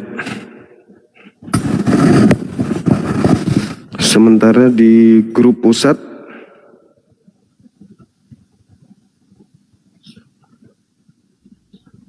ngelek lagi katanya. Bunda Rahma bilang ini nggak bisa, terlalu banyak yang minta permintaan gitu. Teman-teman, sulit kalau nggak ada kerjasama, sulit. Pada mau naik, beginilah jadinya. Oke, teman-teman sekalian, insya Allah kita lanjut lagi sebentar malam ya. Ini belum ini, kondisinya masih belum bagus. HP-nya nanti mau diganti dulu. Teman-teman, kita beli HP yang RAM-nya lebih tinggi supaya bisa menampung teman-teman yang minta permintaan. Ini gara-gara tidak bisa ini, makanya nge-lag kayak gini. Oke ya, nanti kita lanjut ya teman-teman. Karena jaringan saya juga nggak bagus. Bukan faktor jaringan sih sebenarnya, faktor HP ini teman-teman. HP saya tidak sanggup.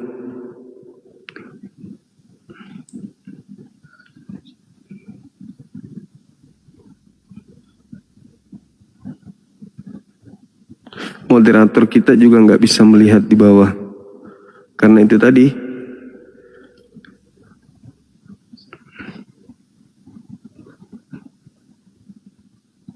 Oke ya, kita lanjut sebentar malam ya insya Allah ya. Kebetulan juga ada kegiatan jam 2 teman-teman. Insya Allah kita jumpa lagi sebentar malam.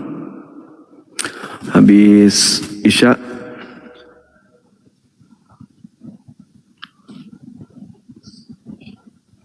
iPhone terbaru itu ada nggak colokan kecilnya, lubangnya di, kalau ini kan nggak ada lubangnya tuh. Jadi mau dicolok di mana? Songkat itu nggak bisa. Sementara kalau nggak pakai songkat, suara kita kecil, nggak bisa hadapi onyeng-onyeng yang suka teriak-teriak. Gitu. Ganti HP merek Simbada. Huawei Bang, anti panas. Boleh. Ada orang di atas teman-teman. Halo. Halo. Ya bisa buka kamera. Tidak kelihatan di sini. Halo. Halo, assalamualaikum. Waalaikumsalam warahmatullahi wabarakatuh. Di HP saya nggak nampak. Hah? Iya Bang. HP saya nggak ada siapa-siapa nih. Iya Bang.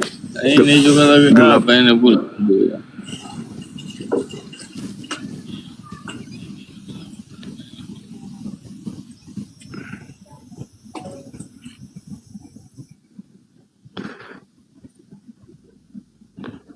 Ini ya. Ini tampilannya nih. Saya cuman sendiri, nggak ada lawannya. Coba Tadi ada saudara siapa namanya? Nih.